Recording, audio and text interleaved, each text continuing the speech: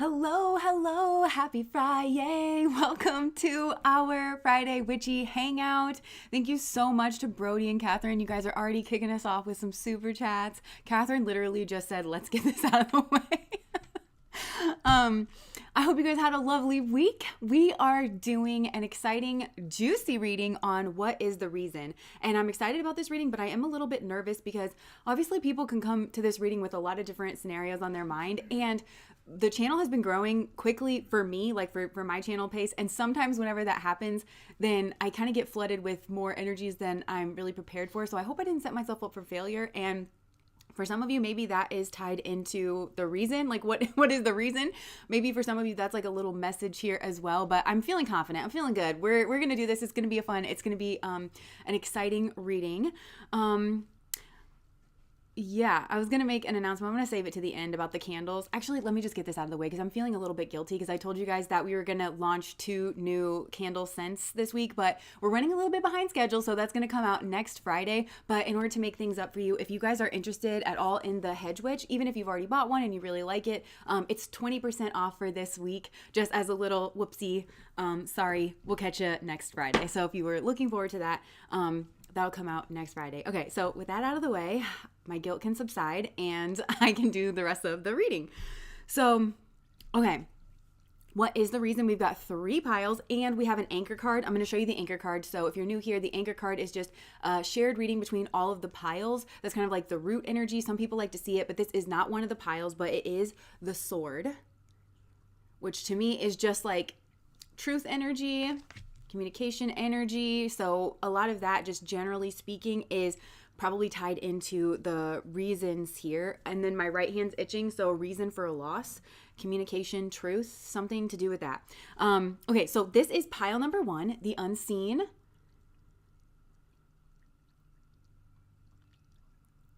Pile number 2 is the comic.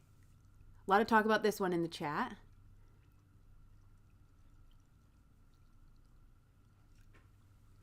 Oh, Light of Love said the sword and the rock has been coming out a lot in messages. It so has. Pile number 3 is the eternal child. Thank you, Sarah. She said she loves my outfit. Okay, so I'm going to hold them all together. Pile number 1 is on this side. Pile number 2 is in the middle. And pile number 3 is over here. So you can do your thing with this. Just take that deep breath in. Center your energy in yourself. Take a nice, deep, calm breath. Allow your energy to relax. You can close your eyes if you want to. You can dance if you wanna. And keep in mind the way that you get drawn into your pile, or potentially multiple piles, can sometimes be a part of the clarifying message, because it's a general reading. We're reading together. You're feeling out what resonates. I'm just picking up on general energies. And it might tell you it might be a further clarifying message about like, oh, well, it seemed like it was this pile number 1 thing, but then it ended up being this pile number 2 thing, things like that. Just keep in mind that there can be like a layering of the energies or some kind of blend between the two. There's infinite possibilities. Okay, so moving into pile number 1. I always get so nervous. Okay, so I was channeling a little bit for this one, like as I was getting ready, and as I was moving my cards over here, this one popped out, Can We Talk? And I do feel like, what is the reason? Like this may have something, again, to do with communication, like can we talk? So what is the reason that maybe you can't talk, or like you can't have some kind of communication? Maybe you feel barred from communicating here with this person, and the reason is because there's a lot unseen here in this situation. Potentially I'm getting like 2 sides of things. So potentially there are like unseen things, factors like on one side or the other in the tangible real world, but mostly I'm getting what's unseen has to do with like an inner space and an inner experience. And because of that inner experience that one person is having, there's something here about like the communication and the truth energy. And then also here I've got mistakes can make you grow. That doesn't mean you're friends. That is an NF song. So I do feel like there was a mistake here. And there's also some kind of like turn of fate or divine intervention. I'm getting strong Jupiter energy here for this pile. And there's also, I kind of feel like somebody might have cheated. If it's the energy of cheating. So even if this is not like a romantic connection or something, it's the energy of cheating, of having done something underhand, behind the scenes, betrayal energy, trying to stack the deck in your favor, trying to manipulate. There's some kind of manipulation and there's some sort of sabotage here. The crazy thing is, okay, let me back up. Okay, so I'm hearing another NF song, even if we both break down tonight and you say you hate me and even if we both break down tonight and you say you hate me and we go to bed angry, I know everything will be all right. I promise I'm changing. Just know that I'm waiting. I just need time. That's Time, the song Time by NF. There's something here with the timing of communication and certain like unseen factors going on within somebody, like emotion. There's the divine is heavily up in this. I do feel like this is a divine connection, or at the very least the divine is up in this. I feel like this is actually, there was a conversation or there was some kind of connection here that the divine was really pushing for. Not in the sense of like, oh, I just want you to have this union. I just want you to have this relationship. I just want you to have this conversation because you're just so wonderful. And here you go. Here's this thing. Not because of that, because of who you would have had to become.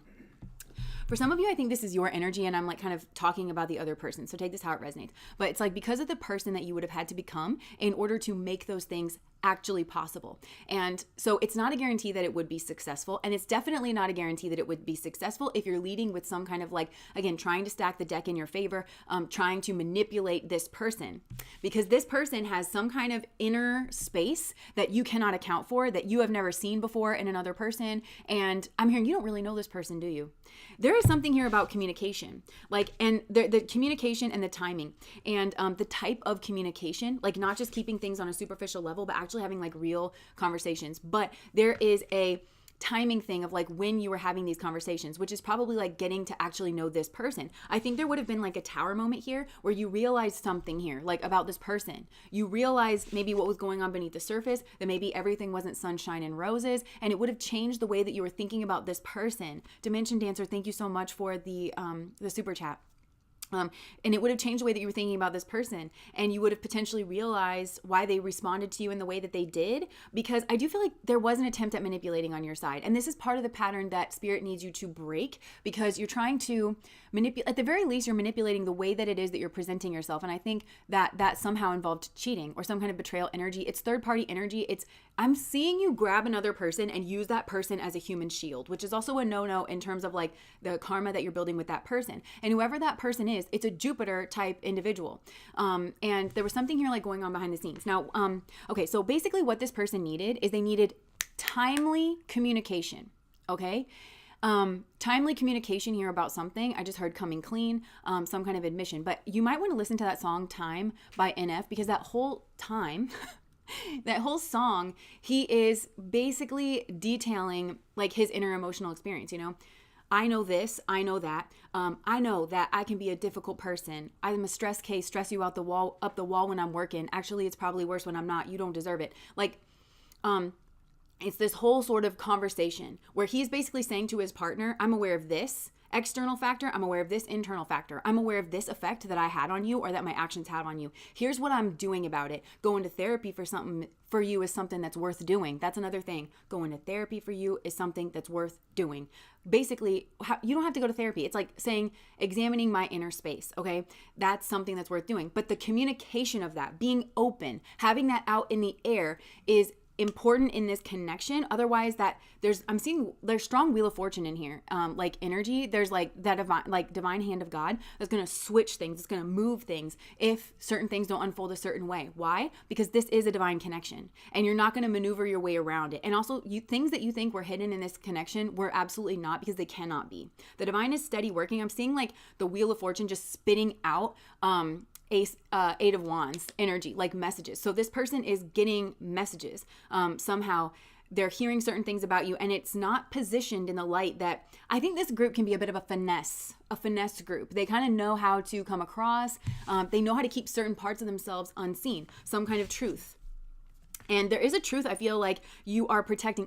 Okay, so we got to catch you on that, because I feel like there's a kind of truth that you are protecting. So it's like you want to have a conversation with this person, but you want to have the sunshine and roses conversation, and you wish that there's certain like unpleasant truths that you could keep hidden. Tasha, thank you so much for the super chat.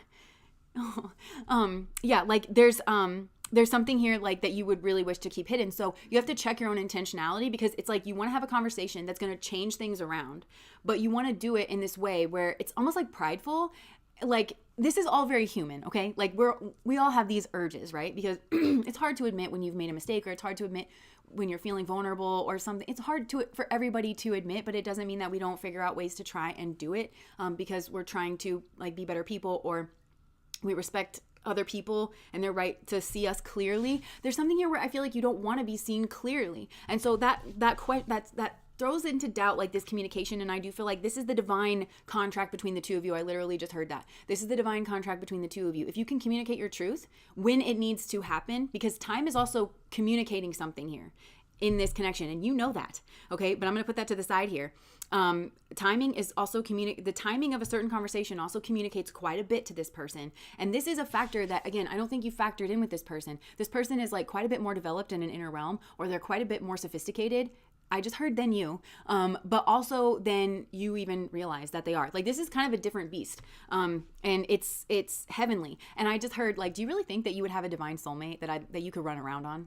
That you could pull the wool over their eyes? Like, do you think that would be your divine soulmate? Do you think that's equality energy, that you're equally yoked? No. This person can kind of match you here, like in the realm. And I think there's quite a bit of mirroring, actually. And I think that might be part of the tower moment, is realizing the similar feelings that you've both been having. And I think this person is actually, they're wanting to be real with you, but they're also needing you to kind of outline the map of what's going on for you. So in a sense, the divine is saying like this person doesn't really expect much. They don't actually really expect much. But I feel like because of who you are and what where you're coming from, this feels like a gigantic hurdle, like a gigantic obstacle. So what I'm saying, like when this person doesn't really expect much, it's like they expect the basics. And unfortunately, we do live in a time, and like a lot of us live in cultures that we're seen as like worker drones. And so like the fullness of us as people is not really seen. Everybody's like working a lot, and like even through forces like unforeseen, like there's just a lot of trauma, and we are all like kind of dealing with a certain amount of baggage. But I feel like this person basically just expects, they do expect for you to be like a whole person and a real person, and they expect you to bring that to the table. They expect you to not be trying to run some kind of propaganda on them, if that makes sense. So they just expect you to level with them, and they expect you to do that in a certain time frame, because the timing of this communicates their importance to you, the importance of their inner experience. Inner experience is a big thing with this person, that you care, basically. I think like I said, I think there was cheating here. So it's like if you communicate immediately, oh my God, if you are the one to come clean and you communicate, because this person knows, okay? Some of you think you got away with something, and I'm telling you, you didn't get away with anything in this connection. You just really didn't. So this person knows, and they're kind of waiting to see like what it is that you're communicating and how it is that you're communicating yourself. If you're making a bunch of excuses, if you're trying to like, this really is kind of like confessional energy, just come clean. And like that whole thing in that song Time, it's like, I care about you, I want you, right? So the timing of things, it's important, because if you communicate something early on, then it shows that they are important to you, and that you are taking accountability and you are showing up fully to that connection. That's what it's communicating. And there's something about the communication energy where it's like only like nothing, no words that you say can ever make up for the time factor, for what the time factor is going to communicate or not communicate in this situation. Once the time is kind of like run out, and there's like been an extensive period of time, then what that's going to communicate to this person is like, you know what that says to me? That says to me that you are very selfish, and that if you can get away with doing something, you will. It also tells me that you're sorry when it's convenient for you, and once you have exhausted all of your other options. All of that is unempathetic, and it is very selfish, and it's not saying that you basically have the interest or the skills and ability to actually move forward with me in a way that I feel comfortable with. And there's a certain something in this connection in this lifetime that really can get lost from that having gone by.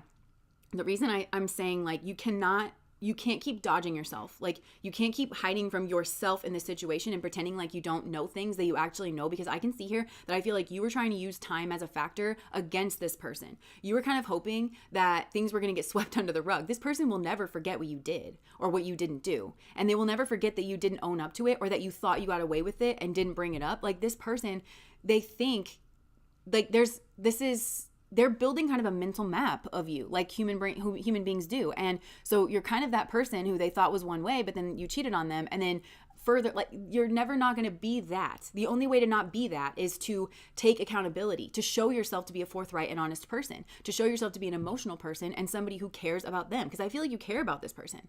Like maybe some of you are watching this person and they don't even know, or like you have your eye on them in a way that they don't know that you have your eye on them. And I think some of you, it's like, you want to keep that hidden. You want to keep that secret because that makes you feel vulnerable. But that's really the key to this. This person needs to know that they're special to you. They need to know that they're important to you. And they need to know that because of that, you are committed to working whatever this is out and having the conversation in the way that it needs to happen. I feel like there was a difficult conversation that needed to occur at a certain time. And this is a person that has the difficult conversation. They do. So that's not their karmic lesson here. It's yours. And that's part of why like there's a divine pairing here, because spirit knew that about this person, that this person, I really think communication, truth, honesty, and their inner experience and also your inner experience is very important to this person. I just heard this person will go out of their way to tend to your inner experience. So there could be potentially like a broader imbalance than you even realize, that from this person's eyes, they feel like you didn't even do the bare minimum. This is a person who goes above and beyond. Like once you're in a relationship with this person, like, and there's loyalty, like it's almost like once this person loves you, they will just like go to the ends of the earth for you. I just heard it's really unideal. And I think that's part of your position in this person's life. This is also why it's a divine connection, because this person needs to reel that in a little bit and kind of realize that not everybody is willing to do the same thing for them. And I think that's something that maybe, I think you would have seen this about this person, that this person gives too much. And I think there's a certain relationship or a certain something, and you were meant to put a stop to it. That's what I'm getting. And there's also the timing factor. You could have prevented a disaster here, or you could have, you were part of this divine energy that was going to come in and change something around here for this person, change their fortune around, because there's something this person can't see about the people that are around them. That I just heard sharks and villains and like Lilith.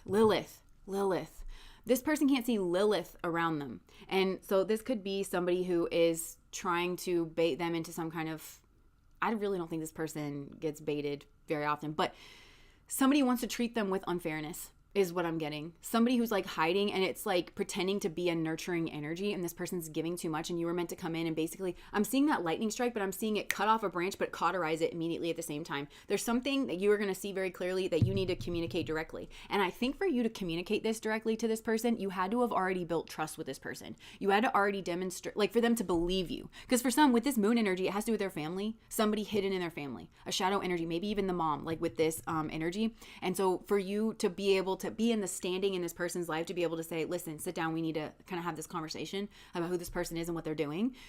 That's the communication has to already be good between the two of you. So there's a real big karmic lesson that's coming about for you in building relationships the honest, forthright, healthy way, building relationships with the people you want to build relationships with, because you feel a strong emotion for them, not feeling embarrassed about that, knowing that your inner space is not like vulnerable or anything. And well, it is vulnerable, but like that it's not weakness. Vulnerability is actually when somebody shares a vulnerability, and that, by the way, is this person's perspective on it.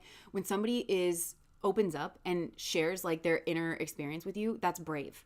This is not a person, I don't care what you think this person's personality is, this is not a person that when the two of you sit down at a coffee table and look each other in the eyes and you want to have a real conversation about like your inner experience, this person will never make fun of you. This person is never going to talk about you behind their back. I don't care what you think this person's personality is, they have an immense amount of like respect and dignity like around that, and you're perfectly safe with them. You just need to show that they're perfectly safe with you too. And if they weren't in the past, which I don't think they were, and they're sabotaging energy around that. So this person could have been sabotaged and you could have been a part of that. Or again, that's something you could have seen that you could have put a stop to. Something that looked like family. But I'm also hearing that like weird, gross work environment thing where it's like, yeah, we're a family. But like really a dysfunctional one, and something needed to be brought like to the surface here. But I think you needed to initiate a can we talk situation like at an appropriate time. And again, like you were trying to use time to see if this person was just going to like let it blow over, sweep things under the rug, just like get over it and then restart your relationship. They were never going to do that, because this is a person, I saw a TikTok recently. This person was telling her story of, it was cheating. It was some kind of crazy cheating story. She was like, I have a compartment labeled weird shit in my brain, and I guarantee I will not forget like that weird shit. So she's like, I'm like putting things together. I think this person was doing this. Like there's some kind of, and it was divinely guided too, because the divine was kind of like breadcrumbing this person like Hansel and Gretel, leading them to the cabin in the woods where maybe there was an old lady eating children. Like I'm using that as a metaphor, right? But whatever you were trying to hide, this person or spirit like led this person to that in some gentle way. And that's just a part of like the divinity here.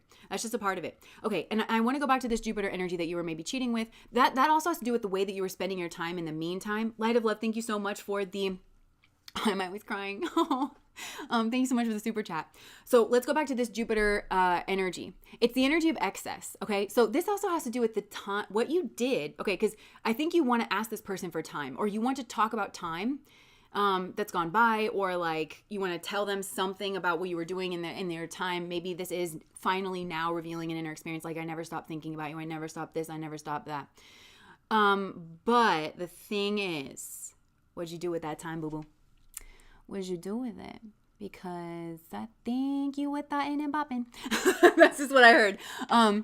I don't know if you were like doing that, but there's a wastefulness around the time that's concrete, and that has already, I think, in some ways been communicated to this person in a way that they will catch you out in a lie. Again, this is the divine. This is a divine connection. This connection will not work the same as any other connection in your life. I mean, you probably have more than just this divine connection. Like you may have a divine connection with your kids and your family and stuff, but like this operates a certain way because you're going to do it the right way, or it's not going to happen at all. And it's going to feel like, something just suddenly comes out of the blue in order to like turn things around. And you're going to misunderstand if you don't bring things back to yourself and the energy that you're in. I think some of you even tried to make this person jealous with a Jupiterian individual. So if this is a man, this is somebody of status, this is somebody with money, this is somebody who has maybe an advanced degree or some kind of knowledge. So you were kind of like out and about like with this person and you wanted to sabotage this person that you actually have feelings for.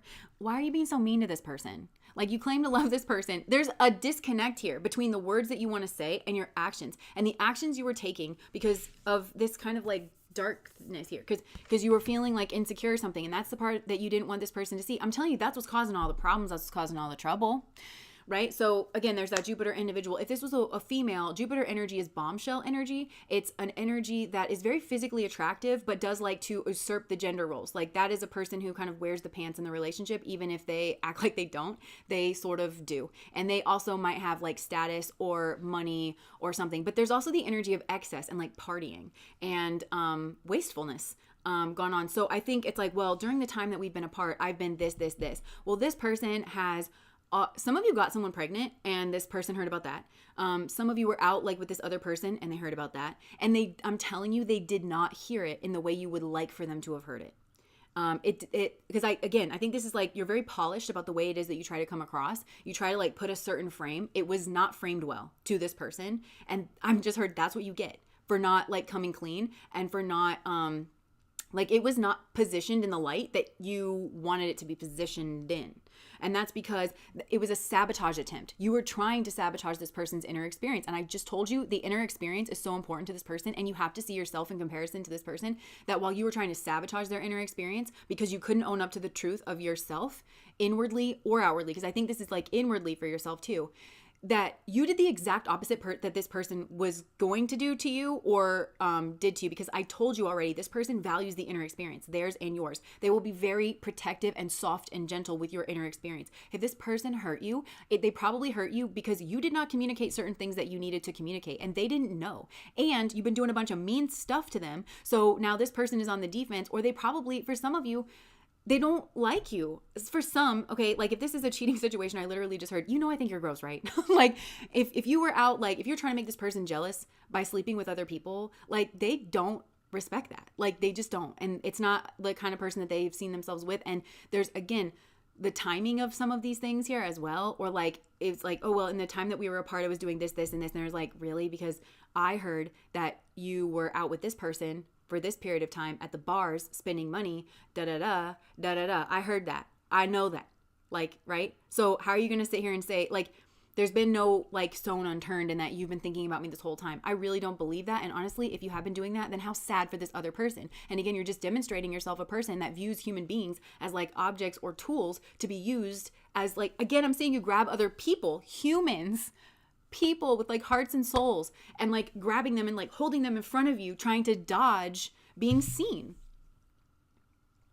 But this is also a person who just knows the falseness of that. Like, again, they know that like there's the sunny side of life and there's the crappy side of life, and we all have both. Like, this person is not going to be surprised by you revealing that, but you need to reveal that at a certain time. Mistakes can make you grow. That doesn't mean you're friends. And now this says like, I'm upset with you. Oh, and then I just heard the song Wannabe by Spice Girls. If you want to be my lover, you got to get with my friends. So maybe you like got with this person's friend or something. I don't know. Or maybe this person's friends, for some, like you did something and this person's friends know about it and they don't like you. And even if they're not saying like exactly why they don't like you, because maybe for some of you, there's like a weird dynamic here where maybe they wouldn't want to say what you did or something, but they roll their eyes like whenever you come up in conversation, or telling you this is like kind of gotten away from you, the way that the thing that you are being expressed to this person. It's kind of, sabotage. But this is kind of like some sort of karmic return, because you were trying to sabotage this person, and I think you just ended up like sabotaging yourself, or it's like the divine just kind of gives back to you whatever you were trying to give to this person. Again, it's a function of the divine connection here. Now, there's another thing where that Jupiter individual, there's a change of fortune to do with that Jupiter individual that I think you are around, and I don't think it went the way that you thought, because for some of you, it's like there's a marriage that's like potentially involved. For some of you, it's like you got married in the time that like this you spent apart, but it might have had to do with a pregnancy. I don't know. some kind of status. I don't think you felt it in your heart to do that. But again, you try to hide who you actually are and like heart energy. I don't know. So maybe I think, again, this is like stuff for you to work through in your own spiritual journey. But I think that this is a function of you not wanting to be seen. So instead you go for like the status because it's just a way for you to kind of block the inadequacies or something that you have felt. But anyways, I think maybe this person, there was something unseen about that person. The person that you were involved with, there was somebody that they were involved with, maybe that they were trying to use. Maybe this is tit for tat. Maybe the universe put somebody in your life where now they're using you as a human shield, because they're trying to get somebody else's attention or something like that, or they can like kind of blame things on you. I think this person may have cost you a lot of money or taken a lot of money or something like that. But it was because of the sabotaging attempts that you were inflicting on others. And this is multiple people, because I do think there's a person here that you wanted to talk with, but then it's like you were kind of leading other people astray in order to sort of get them to do your bidding. So you were being emotionally inauthentic. That's what it is. It's like, this is a group where I really hesitate to say like, oh, well, you were being a liar and you were being a manipulator. I think both of those things actually end up being true, but I think it's cowardice. I think it's weakness. And I think you were trying to be emotionally inauthentic. I think you're a feeling person, maybe even to a fault, and you just don't want that to be seen, but it's wrecking your life.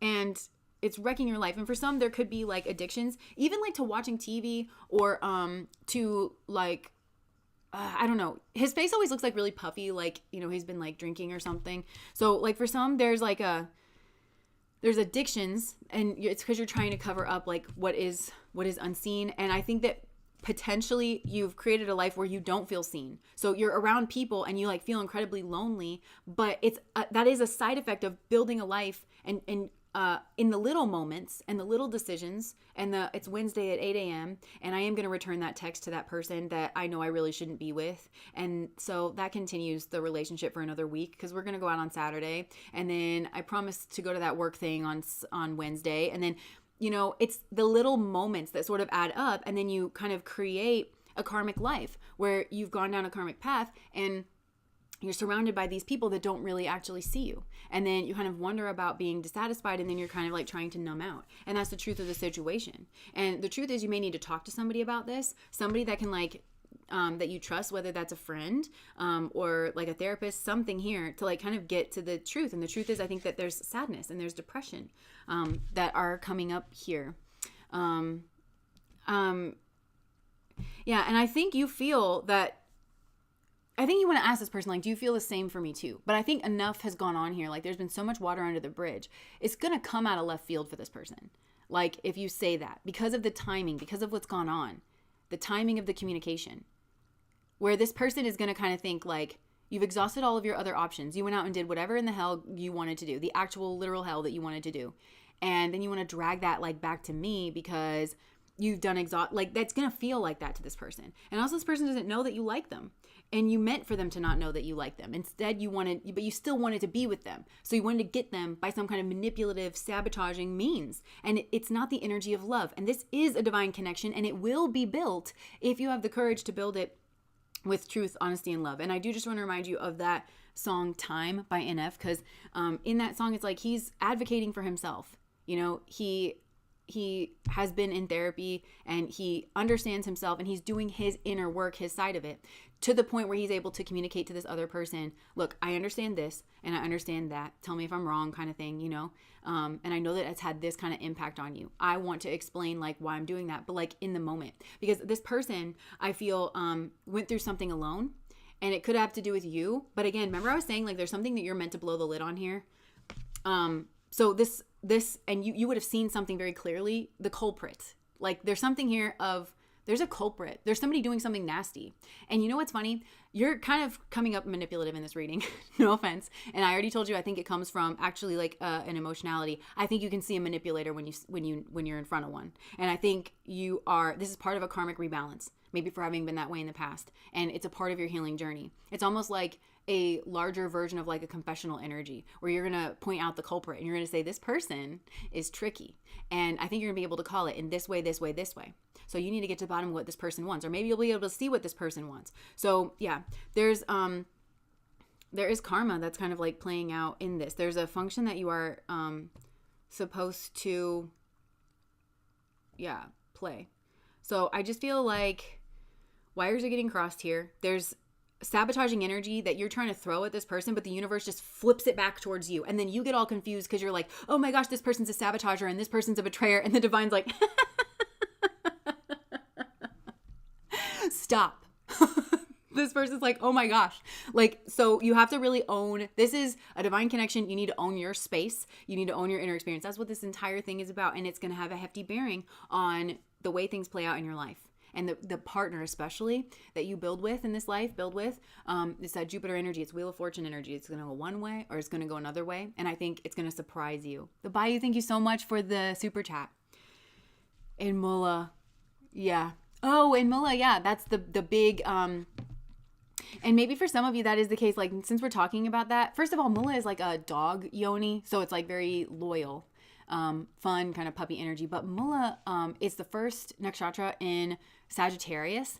So there's like Saggy energy, but Sagittarius really is kind of like, it's the first nakshatra right out of that Gandanta point, Jesha.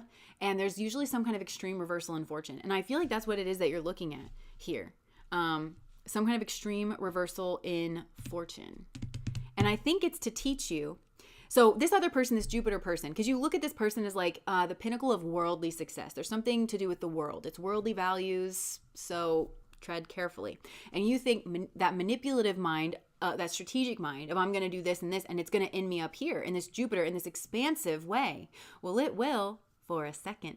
And then boom, that Mullah energy is going to come in because the divine is going to teach you. I'm watching the divine pull you around by the collar. I'm watching the divine like with a treat, pushing like training a dog, Mullah. Yeah. And pushing your nose down to the ground.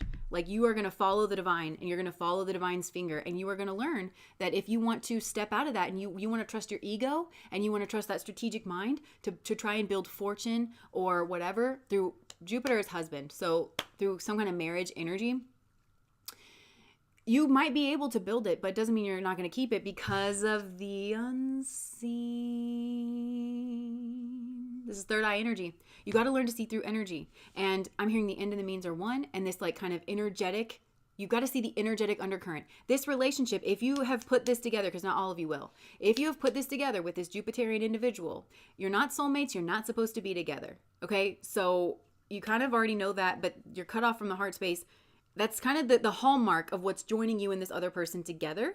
So there's something you don't see about this person. So that's the energetic vibration. That's where you and this other person meet up. And so you're going to build something of that vibration. It's tower energy. You're going to build a tower. You're going to be allowed to build it. And then it's going to come down because you can't control everything. And you have to kind of honor that in life, which is why you have to honor the impulses that come from within, that come from the heart, because that is God's voice speaking to you. And so there might be something about this other situation where it's of your heart. And that's where the true success lies. There's a real boon in actually being able to put this divine relationship together because of, and it's coming through. You know how we say you're not punished for your anger, but you're punished by your anger? There could be some of that, like your jealousy, your sabotaging nature. You're not punished for it, you're punished by it. Because these are sabotage attempts that are just, the divine is just, I'm watching you try to like flick arrows, and I'm kind of getting like Cupid's arrows, and I'm watching the divine like literally just grab it out of your hand and bend it and like throw it on the ground. Like it's not allowed. Like there's something that's not allowed here. But you have to communicate this inner space. It's the key to your success. It's the key to unlocking your good fortune, because you do have good divine fortune, but this is the key. So being with this other person, being in space with this other person, being in a relationship, the expectations that are held by this other person, namely just that you communicate yourself honestly and well, and that you know what's going on and you can advocate for yourself. This is a person who will give you a lot of rope too. As long as you can just say like, yeah, I feel this way, I need this. This is a person that's like, cool. So long as you kind of keep this person in the loop and you just kind of, as long as you demonstrate that you kind of understand where you are and how to deal with that in a healthy way, this person will really give you a lot of rope. Like they'll just give you a lot of, you just have kind of free reign here. But it's the communication thing. It's really the key to your success. So you could end up using that in some kind of career field. The person that you will become is your success. You will just naturally have fortune. And the person that this other person is. And I'm also hearing that phrase that's like, if you bring forth what is within you, it will save you. If you don't, it will destroy you. And that's kind of what I feel like is going on here. So you have to factor in what cannot be seen, because I think this is a group that's very good at navigating the material world and saying like, this person has this to offer me, this job has that, and then like making some kind of like decisions, but you're not good at factoring in the unseen, the energies, well, I know that technically that looks better, but my intuition is telling me to go over here for some reason, right? And maybe you haven't had that experience of being like, whoa, I actually knew something that I shouldn't have known, right? Like, I really doubt that with this group because we're all like kind of this ilk, but I don't know where you're at like on your journey. So I kind of want to get some hidden truths, and then we'll move on to pile number 2. Tell them, Jess. This person needs to listen to you. Look, I'm afraid to contact you. It was my fault, but I blamed you. Yeah, I think that's kind of what needs to be communicated here. This other person, okay, so the other thing is, okay, because this is what needs to be communicated, I think, on your side of things. Okay, this would make sense. And I think there's a part of you that's like, well, why can't I just like communicate that? It was my fault, but I blamed you. And you're like, I'm ready to take responsibility. Because of what's gone on and what has not been communicated here, the conversation this person will have back with you, the things that this person would say to you, don't actually match the situation because they don't believe you. They don't believe you about who you are. They have built an entire, you encouraged this, so this is karma. But they built an entire image of you in their mind that's not true to who you actually are. So the divine is keeping you apart because it's a pointless conversation. Because the problem here is that you didn't communicate who you really were in the beginning. So this person has an image of you that frankly is unflattering. And they're going to keep you at arm's length. And they're going to say like, look, we both know I'm not the one for you. And the divine is saying, you very well could have been the one for this person. Like, but things needed to happen, right? They're going to say, I'm grateful for the spiritual lesson. Thank you so much. I'm becoming a better person. I see that you're becoming a better person, right? Look, yeah. And then, I don't know. Okay. Maybe this is how things should have gone. I want you. I'll wait for a sign for you. You came closer than anyone. I love you. So these are things that maybe needed to be communicated. I don't know on like maybe both sides or one side or the other, but, yeah. I couldn't let you get close to me. I regret. I feel like you want to be truthful now. It's just there is a time thing that you will not overcome in this lifetime. And that has to do with your karmic lesson. Whatever karmic lesson and it doesn't, yes, it does. I'm hearing this. Yes, it does have to do with this particular soul, the things that you did or didn't do to this soul in past lives that you needed to. But this has to do with you and your approach to communication and your approach to relationships. I just heard, and how you find it suitable to build them. How you find it suitable to build relationships. Why you build relationships. What's the purpose of a relationship in your life? And if it's going to serve that purpose, then how does the relationship need to be built? And when do you call it when it's not being built that way? These are the lessons you need to learn for yourself, because I just heard you would never have settled down with the person. If you're married, you never would have settled down with the person that you settled down with if you had learned all of these things, which again, it's like karma. You're not punished for your anger. You're punished by your anger. This like hiding the inner self, because you were hiding it even from yourself, because I think you knew this person wasn't for you. I almost think it feels bad to be around this person, and it is flaring up some kind of insecurity in some way, because it's like you chose them because they have some kind of exalted thing on the material, but then you yourself feel inadequate, but you're trying to be, I don't know, it's like flaring something up and you would have become aware of it. I just don't think you would have gone down the paths in life that you did if this had been kind of turned on. So this next part of your life is kind of about that, is like turning that part of you on. And there's certain things that are going to have to go. There's certain people and places and things that need to go. And you might need to admit that your life's not as perfect as it seems. And some of you really want to put on that perfect show, and it is hurting people. People who are being compared to you. Some of you want people compared to you, and that's the last position you should be in. The divine does not want somebody following this example. So you either need to pipe down and like remove yourself, or you need to start being honest about how you lost yourself for a little while. Yeah. And how hard it was to let something go. Some of you are called to talk about like your vices, like some of you are going to get clean or something like that. So this is about like shedding the skin, being a real person, and having these open conversations. I think this next part of your journey, and this will change your fortune, I think you'll find yourself doing something that might start off as like a volunteer, something or other. And this is like soul retrieval energy for you, where, because the last thing that you want to do is be open and honest about the real person that you are. So for some of you, it's like, again, there's addiction energy here. There's the fact that you look like you have it all, but you are in somebody else's life, and you felt so alone, and you need to speak on that. Some of you are literally called to like speak about the fact that you were miserable, like when you were miserable, and you were so miserable that it turned into like an addiction or a health issue. You're meant to kind of talk about to not put the gloss on, to not put the face forward. You're meant to just like shed the skin and just be like, this is real life. And it hurts other people when we try to put on this like perfect little show, because you're going to compare yourself to me and I'm the last person you should be comparing yourself to. That's healing energy. And you do owe karmic debt to people in that regard. So for some of you, this is like the person that you're dealing with. Of course, take this however it resonates, but that was pile number 1.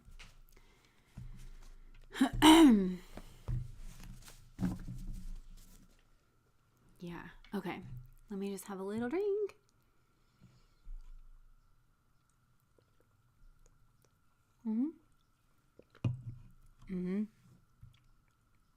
Oh, I'm so glad.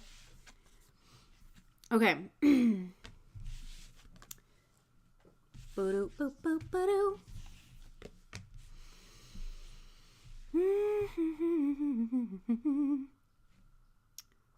Compassion time. Oh yeah, compassion. Compassion. I'm single as a Pringle, LOL.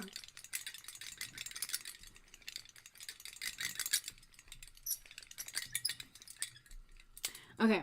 One more drink.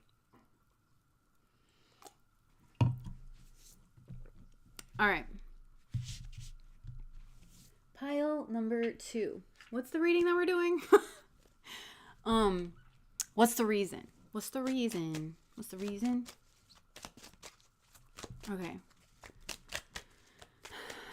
For pile number 2, what's the reason?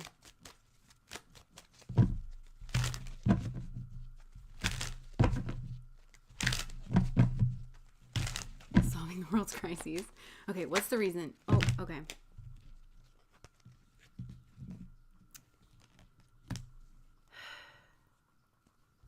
All right, well, there's some similar messages here. Somebody here is clinging to something because they don't want to be alone, but they need to be alone. Somebody here needs to like just, I'm not saying forever. I'm just like saying like, you know, go through like a hermit period in order to for some, this is like some type of abusive relationship with something. I just heard for some, it is like to the body. There's something that needs to be explored here, and having it be explored fully will naturally lead to like this like natural death energy and being alone. With this comic energy coming out, I'm kind of getting the sense that somebody here has this like very big personality. Maybe you feel like this is expected of you, but this big personality, while it's nice and it is a genuine part of who you are, what it is, it acts like this like arm, you know, this kind of like arm. It is kind of a way that you can, I think this is a group that's maybe very good with communicating, and you kind of keep people away from you. With that, there's some kind of overlapping energies here, but yeah, from discovering like the truth. But really I feel like this is a group that's like a social smoother, you know, and maybe this is a big part of your identity, or this is somebody's identity. So what is the reason, right? So this person, if you're always kind of in this mode of everything is like fine or like being on, it's kind of keeping you from reaching the truth of like who you actually are. Like, I think this is somebody here like needs to be alone. And they're running away from being alone. So this is somebody who maybe is like always looking to be in the crowd. Maybe they seem like really funny. They can hold a room. They're like maybe the center of attention, but like this needs to something about, now for some of you, I'm looking at some type of like dynamic here between two people where somebody's already done this. Somebody here has like maybe healthy comic energy. This is, and they say that comedians, a lot of times, they are kind of like sad people because they've been through a lot of things, which is why they can see the world so clearly, because there's so many layers to comedy where you have to be able to see the world very clearly. You have to see it just the way it is, like warts and all, and then be able to like play in that space to make some kind of like, you know, bendy thing with it or something. Like there's so much that's going on there. So there could be somebody here that's like, they just seem like a funny person, but really there's so much going on. Like mentally, this person's very mentally agile or something. It's indicative of a lot more skills. Like when somebody can be funny and when they have that comedic timing, or they're able to kind of point out really interesting things. There's a lot more going on here, like kind of beneath the surface. So I feel like I've got one person here who's seeing a person who's kind of an evolved version of that. Somebody who doesn't just have to turn it on all the time. This is somebody who, maybe they have healthy kind of like Gemini energy or dual energy, where it's like, when they're out in public, they kind of do the thing, but they also do like their shadow work and their healing work. And somebody here has like maybe explored that, and they're letting go of things that like no longer serve them, because there's something that they just couldn't win here when it comes to this. And I do see like there's a sabotaging energy around. There's some kind of sabotaging energy around this that like doesn't want a person to be successful. And I think maybe one of the things that somebody realized when they went inward is that they were using their social skills and like their comedic ability to kind of fluff another person's ego, and they were doing that to keep the peace, and that there really was no way of winning with another person, that it just kind of kept them disempowered. It kept the truth from kind of coming out. Sometimes, okay, so with communication energy, it's like sometimes the truth needs to come out, and the truth, okay, this is kind of going with a running theme here around communication, right? And authenticity in communication. And it's so much more than just words, right? I can't remember the exact breakdown, but it's like 67% of communication. This is like there's some kind of Cornell stat that I knew at one point and I would always kind of quote, but it's like 67% of communication is nonverbal. And then, 43% is, or 30, I don't know, 37% is like, I don't know, tone of voice. And then like the tiniest little bit is actually the words that you say. So this person, I think is very good with words, and that does not actually make somebody good at communicating. And this person realized that because they always felt misunderstood. There's somebody here who like always felt misunderstood, because even though they would say like the proper words, like the tone of voice or the body language behind it was always kind of placating and always kind of backtracking what it is that they were actually trying to say. And sometimes the truth needs to bing, like really, hit the nail on the head. And that is sort of like a requirement here. So somebody kind of realized that they were stuck in abusive relationship dynamics because it has to do with the type of people that they were around, the kind of scenes that they were around, where they were kind of expected to play this jovial clown type figure. This is a genuine part of this person's character, but there are certain people who will just take advantage of that, and they just always expect this person to be that. And so I think this person maybe went through a phase where, again, they were like, I'm just feeling really exhausted from socializing. I don't want to socialize. And then this person, when they were alone, they started doing this inner work, and they were like, why do I always feel exhausted around such and such? Why do I always feel exhausted around like this kind of people, that kind of scene? It feels like it's taking more away from me. Like, what's the even purpose of being around that? So I feel like this person found themselves in relationships of all varieties where they felt like they were not being poured into, and they were expected to give a lot. I think this is a person where they're actually very liked. This person's very well liked. They have a glittering personality, but they're not actually, that's not the same thing as having friendships. This person is not a shallow person. So this is a side to them. This is very much like Maslow's pyramid of needs. So long as the deficiency needs are met in a relationship, right? So long as like the safety, security needs, the physiological needs, the love and belonging needs are met, then we can like do this higher order thinking where we can put our troubles down and we can like interact. But I'm sick of pretending that things are not okay, or that things are okay when things are not okay. And I'm sick of thinking that like in our relationship, I'm literally hearing that like, you don't care about me. Like this person, I think, kind of realized that they had a lot of fair weather friends, a lot of people that wanted to show up for the show, but when it came down to like, are you okay? Like really actually seeing this person, because this person also felt, I think there's somebody here who may hide. I'm seeing kind of two parallels of this.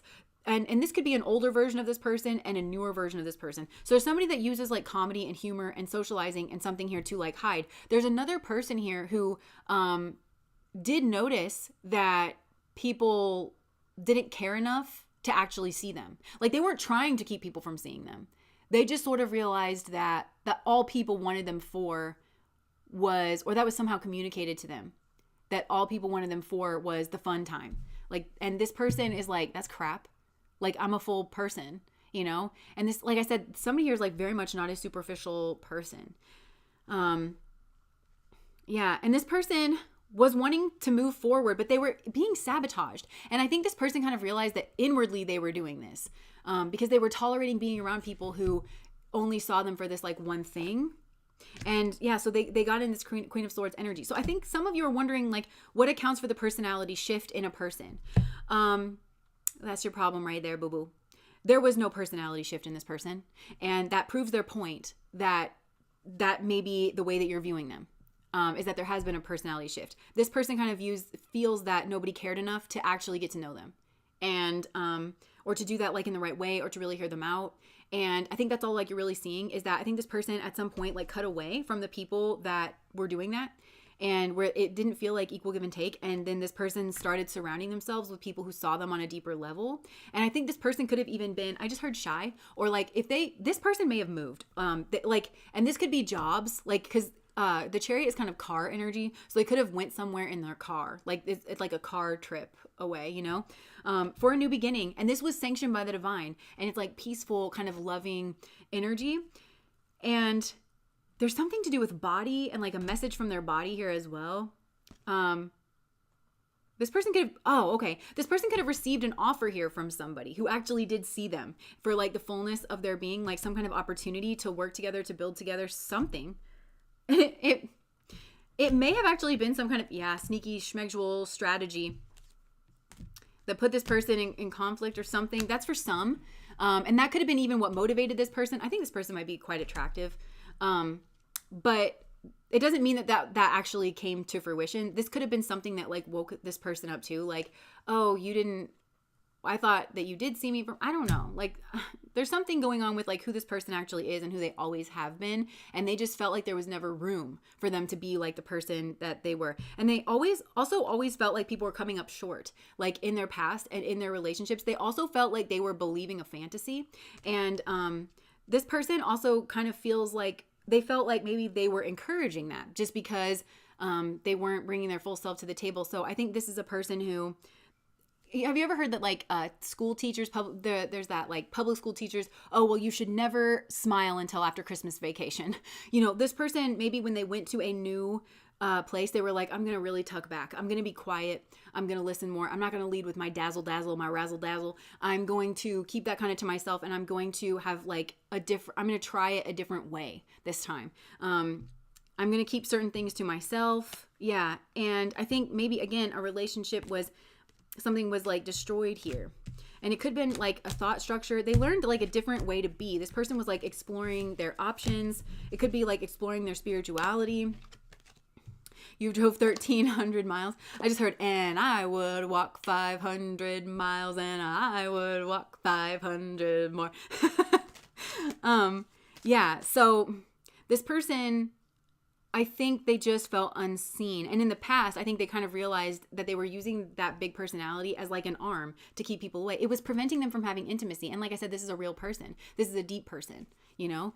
This person doesn't come off. They felt like they were being authentic to themselves because it's like part of themselves, but they felt like there's something scorpionic about this person, like that's not ever seen. The fact that they're very deep, I think they're very sexual, and they're very expressive in that space, and they're very knowledgeable here about something, and they're adept with they're not a coward. Like this person is not a coward inwardly, but I think there's a lot of things that this comedic energy is associated with that really it shouldn't be. I mean, some people maybe it kind of more fits, but like I just said, this person's comedy, like if you really listen to it, it's like, or this person's jokes or their like personality, they have a deep understanding of people, and that doesn't come out of nowhere. And I think this person's sick of being looked at as like a superficial energy, or they feel like leading with that part of their personality had people attracted to them for all the wrong reasons. Like in whatever capacity.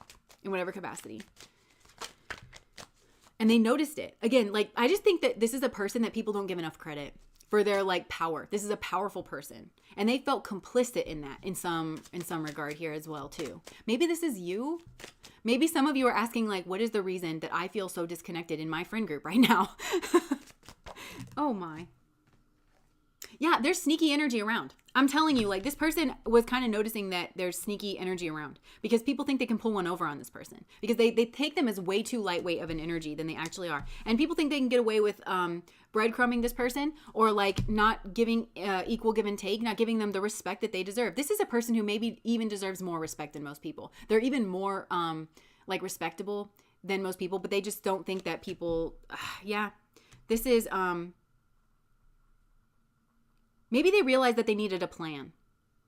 This also could be a person that realizes they needed a plan. This, again, I feel like Spirit is sort of saying like, people kind of had to shoot themselves in the foot with this person, because this person, like, I feel this person kind of realizing this, spending some time alone, realizing they needed to get out of a situation, formulating a plan to get out of the situation, executing the plan to get out of a situation. There's been some time here. There's been some time that went on. So people have had more than enough time to notice subtle changes in this person if they gave a shit about them at all. And that didn't happen. I think it surprised this person too. It did and it didn't. I think this person was kind of like, I'm suspecting that this is what's going on. And then that's what happened. And I think this person had a cry, or they needed to cry, because I'm seeing I'm seeing somebody crying, but I'm seeing somebody then picking themselves back up. So it's like a harsh realization that this person had, that people were not like really investing in them the way that they should. And this person wants like the happy like union, the happy like happily ever after kind of thing, and they needed to cut some kind of tie here. Yeah, because their heart was broken. This person, and you know, the Three of Swords for me, this is Saturn and Libra energy. And that's like karmic contracts. So they could have been kind of surrounded by these karmic energies that really did need to make repair. They needed to give. Honestly, this person was surrounded by people who needed to actually pour into them. They needed to give. They needed to show up for this person. So it's not even kind of the same as like equal give and take. But I think these people continue to be in some like fuckery energy and like sneak around something here. Yeah, and I just feel like this person got some kind of like divine guidance in this situation. And there's the energy of somebody sneaking around a marriage. Wheel of Fortune. If this person's married, they're married to a divine partner that was placed into their life to change their fortune. Yeah, teamwork. So there's a lot of okay, because this is Mars and Capricorn energy. That's Dhanishta. Like Dhanishta is the Mars ruled nakshatra at the end of Capricorn. It's the height of Mars, so could be very attractive. These people, very schmagsual, like very body is very attractive. Could be very athletic. Spouse here could have a very unique look in a schmagsy way. And this is good karma. This person has good karma too. So that accounts for another change here. And for some of you, if you're asking about yourself, again, I've always picked up on this energy, but it's like that this 5 stages of grief. Okay, so there's grieving here too. But remember the 5 stages I just listed where it's like this person realized this about themselves, and then they came to that conclusion, and then they had to decide where they were going to move, and then they had to do this and they had to do that, and all that took quite a bit of time, and then nobody even noticed that they were subtly changing and that they were withdrawing in themselves, and nobody cared, and nobody was like, hey, are you good? And nobody built the intimacy to even have that conversation. Like, a lot was realized here. This person has like extremely good karma. And I feel like that, remember there was something about a car trip here and the 1,300 miles. There's something about a car trip here. So like moving actually puts this person in like very good fortune to receive like their divine partner. And this is we got the Hierophant, King of Pentacles.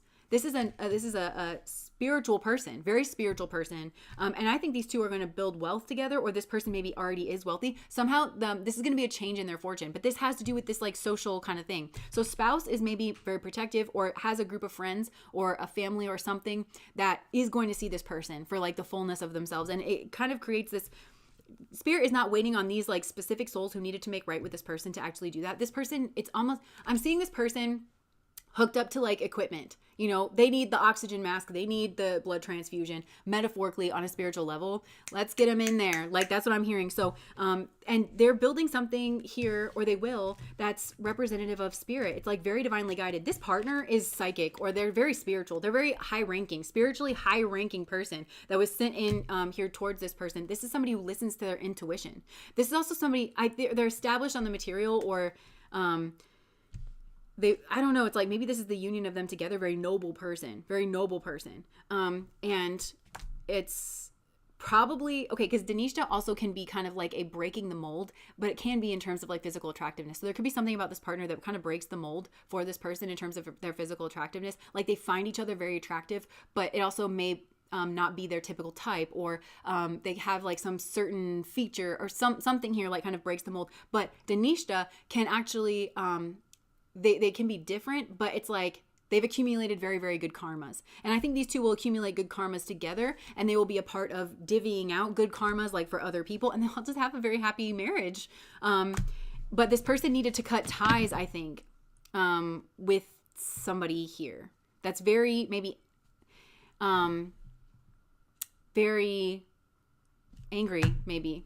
Angry that they're differentiating somebody, maybe like a pile number one person who, maybe that's the other person that I was seeing, where it's like they just use their big personality in order to hide like who they actually are, but they're actually really sad on the inside. And because they don't tend to their own shit, then they take it out on this person and probably other people as well. And I think somebody here is like very, maybe multiple people are very resentful. I just heard of this person's success, but just of the fact that they got away. I think this is going to be the one that got away for a lot of people. This is the type of person that you don't realize what you have until it's gone. And then you kind of are like, why? This person was so special. Or like they brought so much joy to my life. I couldn't text them on a Wednesday to just make sure they were good. And I couldn't do that consistently, a couple of times a month. Like, what's wrong with me? That's really not asking much. Like something like that. This is your ex, very angry with him. Yeah, this person this is happiness. This person has to leave. They have to leave something behind in order to get their happiness. And that's a dawning, a real, a new day has come. I just heard that from Celine Dion.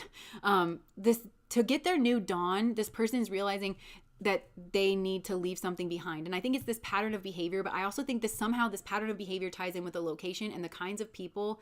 This person was surrounded by slimes, like slimy energy, that these people need a reason. They need a reason to respect you. They need a reason to pour into you. And this person has more than enough reason. But these are sneaky people. These are just low vibrational people that this person was around. And I think this person karmically agreed to come in here and they were like, I mean, we'll see what you got. Well, you said you thought you was ready and I said, let's see, right? But I didn't mean that. I need some proof. Because what happens if I fall in love, then you cut me loose, right? So this person was like, I mean, we'll see. We'll see if you repay your karmic debt. But once I get out, I'm getting out. And I feel like that's exactly what's going on here. But the 10 of Cups for me is Mars and Pisces. So a lot of Mars energy here. So there could be, Mars is like men. It's like F-boy energy. It's that competitive energy. There could be a lot of, actually, what's weird is there could be a lot of competition here for this person. But it's equating to this person not getting any actual, like, I think maybe a lot of people are looking at this person, but they're trying to compete for them. And it makes it's weird. It makes the people connecting with them about everything else except for this actual person. And that's part of what they're feeling. They're feeling like nobody cares about me. Nobody knows me. That's what they're like, this is so crazy. This is a real person. I think they got razzle-dazzle, this person does. And this person's sick of being around people who just stop there. Like, for whatever reason, it's like, well, I'm also hearing like, well, I won you over and it was just like day 2 of me just being like this bright personality. You don't actually care about like the person. That's like really what this is. This is a wounding. But they had to move away from like that Mars energy. And it could be a partner that they had that was in some Mars energy, that was in some lustful energy. Their partner could have like gotten with some kind of S worker. Or they're just like sexually dishonorable, Yeah, judgment energy. When this person leaves, it's causing it's divine judgment will be brought like kind of upon some of these other people. Certain things are going to be outed and it's going to cause them anxiety. Because it's almost like mirroring this person, like their inner world is going to come out and it's like, wow, this person is so, it's again, that beautiful scorpionic energy. That person is, because Scorpio is a soul divided in 2, but this is like, this person has this beautiful bright side that is genuinely a part of them, but then they have this like very deep side. They could be a specialist in something for some of these people. It's that scorpionic thing, this person can have like a lot of money, or because Scorpio is other people's money. Scorpio also rules over funds after marriage. Like there's a very fruitful marriage here. I think this person comes with some sort of spiritual dowry. If they're treated well, if they're treated right, if they don't get with a karmic, right? Yeah. So yeah, this is the kind of person, look, this person is in Empress energy, male or female. This person is in Empress energy. They're growing. They're blooming, and it causes people anxiety because people had a chance with this person. People, and I mean that on all levels, to be family with this person, to have a healthy, happy relationship with this person, to work in harmony with this person, to be very noble around this person, to become more spiritual with this person. And this person, it like works on behalf of the divine. Like there's some kind of balancing out here around like a betrayal, but it brings about some kind of anxiety because people realize that they lost their chance with a really great person on a lot of levels, and that this person, I think, is also just not open. So yeah, because these people need to be alone. These are people that need to go within and understand why they treat people so badly, especially when people don't do it. It's because they're selfish and they're self-absorbed, and it causes a blindness, and they're very superficial. That actually these people could be going through some kind of tower moment, realizing that they didn't take the higher cup. Yeah. And look, this is the end of a karmic cycle, and that there's blockages here. That's the natural end of this. There's now blockages here. Yeah. But this is healing. All of this, even though it's uncomfortable, I just really get there was more than enough time provided. And I think that like, because I just keep going back to that 5, like the 5 stages of grief stands out. But it's like this person had to realize this. They had to become aware of a pattern. Then they had to test that pattern.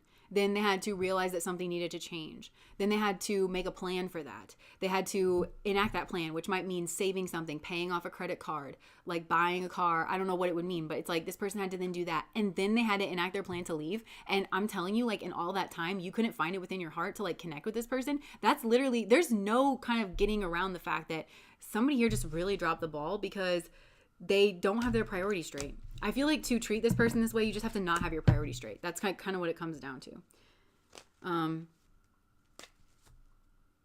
Yeah. Morally lacking. I think there's a lot of people that want a reconciliation with this person. They're just, the truth, I just heard the truth shall set you free, and the truth has set this person free from some kind of like pattern or group or some kind of karmic group. But the thing is, like, the divine never wastes anything. So this group's going to wake up. If they could wake up with this person, treat this person right, then they get a boon. They get the benefit of having this person in their life. I feel like everybody like misses this person. And there could have been people tearing this person down out of jealousy or things like that. And now like even those people like miss this person. There's this kind of like, and there's clarity in that. There's some kind of clarifying experience going on of like, why are you, I just heard keep my name out of your mouth. The very least you could have done was keep my name out of your mouth.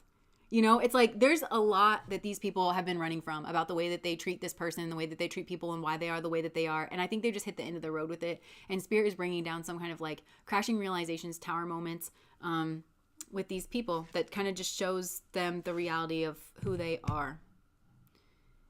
And these are people that have built a life for themselves in this kind of darkness energy, whereas this person has healed. This person is actually, even though it's like the exact opposite experience, like here with this person, like whoever these two people are, or I kind of feel like there's a group, but where it's like this person came up through the darkness, the muck and the mire. It's like, man, there's some uncomfortable truths here. I feel like I'm not loved. That's what it is. I feel like I'm not actually loved here. I mean, there's always people around to like take up my time or have a superficial conversation and interaction with, but I am truly not loved in the sense of like I have a support system around me that is not selfish. That's not a thing I have.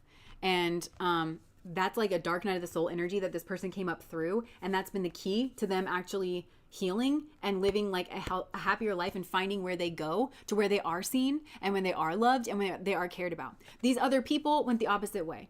They were like living la vida loca. Like everything is just so, it's superficial delights and pleasures and band-aids. And these people were kind of covering themselves with band-aids, and then it built them a life of emptiness and like where they ended up in a place with superficial, hollow relationships where they now are experiencing what this person experienced of like, I'm not actually loved in my relationship. Like it was all built on superficial energy. The closest thing I have in common with my partner is that we both like to drink margaritas on Taco Tuesday. Like, and so long as we're drunk out of our minds, we can be together, you know, and we can, so long as everything is great, we can be together. I think these are like, it's fair weather friend energy. And I think that, as we age, you know, things kind of catch up to us where like maybe you can't drink a margarita every, you know, Taco Tuesday. Maybe you don't want to go out dancing every Saturday. Maybe you'd like to save for retirement. Maybe you would like to have a vacation, you know, something here like that. And so when those kinds of things started rolling in, I think that these are people that actually realized they did not have their relationships weren't built on the right things, key relationships in their life. And those relationships started to break down. And then they had a lot of problems to deal with, like a lot of darkness, a lot of depression, a lot of, what do you mean I'm $50,000 in debt? Or like, you know, what do you mean like you're cheating on me with your friend? What do you mean I don't see you? Like, you know, like it's, all of this is kind of like catching up. And now I feel like a lot of people are having to put on like this happy face, but they like really feel sad on the inside, much like this person did. And the option is opening to them for them to basically follow in this person's footsteps. Because this person's like sort of a trailblazer. This person's kind of the canary in the coal mine, where they're like, does anything about the way we're living seem odd to any of you? And everybody was like, no, more margaritas. And this person was like, I just don't think margaritas are the answer. Call me crazy. But like, don't you feel bad the next day? Like, also, it's like $8 for a margarita. Like, I don't know. For me to just piss that out, is this really the way we want to live? And everyone was like, yes. And this person was like, I don't think I'm in the right place, you know? So, yeah, that is pile number 2. That is pile number 2. I'll just get some of these cards and then we'll move on to pile 3.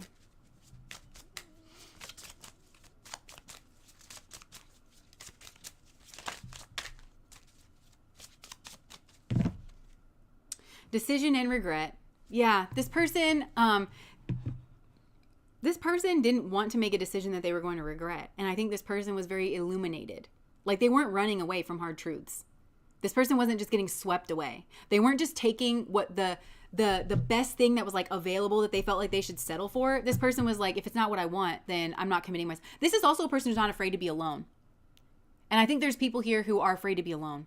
Like, whatever that means to you, because there's that party energy of like, well, I always have to be partying, because otherwise the sadness of the void creeps in. Like, some people just cannot sit in silence. They like cannot be alone. This is a person who can be alone. I think this is also a person who is prepared to be alone. And I think that they spent some significant time alone, and that like changed them from the inside out, and they're very comfortable in their energy. And I think it's what allows them to leave like a situation that's bad.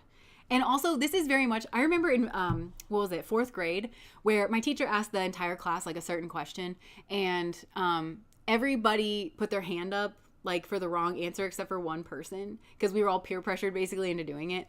And she was like, let this be a lesson to you, that, like, if you know the right answer, like, don't be afraid to put your hand up, like, you know, because he was right. He was the only one that was right. I feel like this is the one person that was right. And it's like, they were not afraid to go their own way. And to distinguish themselves, to separate out from a group and to be like, you know what? No. But I feel like a lot of people regret their decision. Whatever decision, a lot of people regret their decisions around this person. Their apathy towards this person, and they want a second chance, and they want to be vulnerable with this person now. But the thing is, the gulf between these two people just keeps getting bigger and bigger and bigger, because these people are at the beginning part of this person's journey, and this person's well developed in that, and they're like, oh, I see now, like, what you're doing over there is like kind of the right thing to do. So everybody wants to kind of go over there and be like, yeah, I was over at this table too. But it's like, you're not, you haven't been at this table. And you do need to honor the fact that you're a beginner, and you need to respect this person. So there's an undercurrent here of like, it's not just a matter of like, okay, are you at the same table this person's at? Because now you are, and now you're catching up. But you need to understand what this, like, the main problem back there was you didn't look at this person, and you didn't consider through an empathetic lens what this person needs. I think this is a pattern in your relationships. And why don't for a second you pause and you consider what this person might need, that, you know, maybe seeing your face pop up in their DMs is a traumatic flashback given the way things went down between the two of you. And why don't you stay away from this person, you know? Because yeah, you regret things, but this person, remember the 5 things, I keep going back to that. Remember how much time went on? Like, you really had your chance, and you really did blow it. Emily, thank you so much for the super chat. You can see, oh, I'm so glad.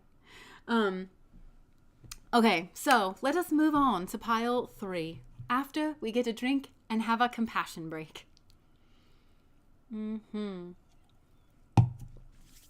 Okay. Compassion, compassion, compassion, compassion.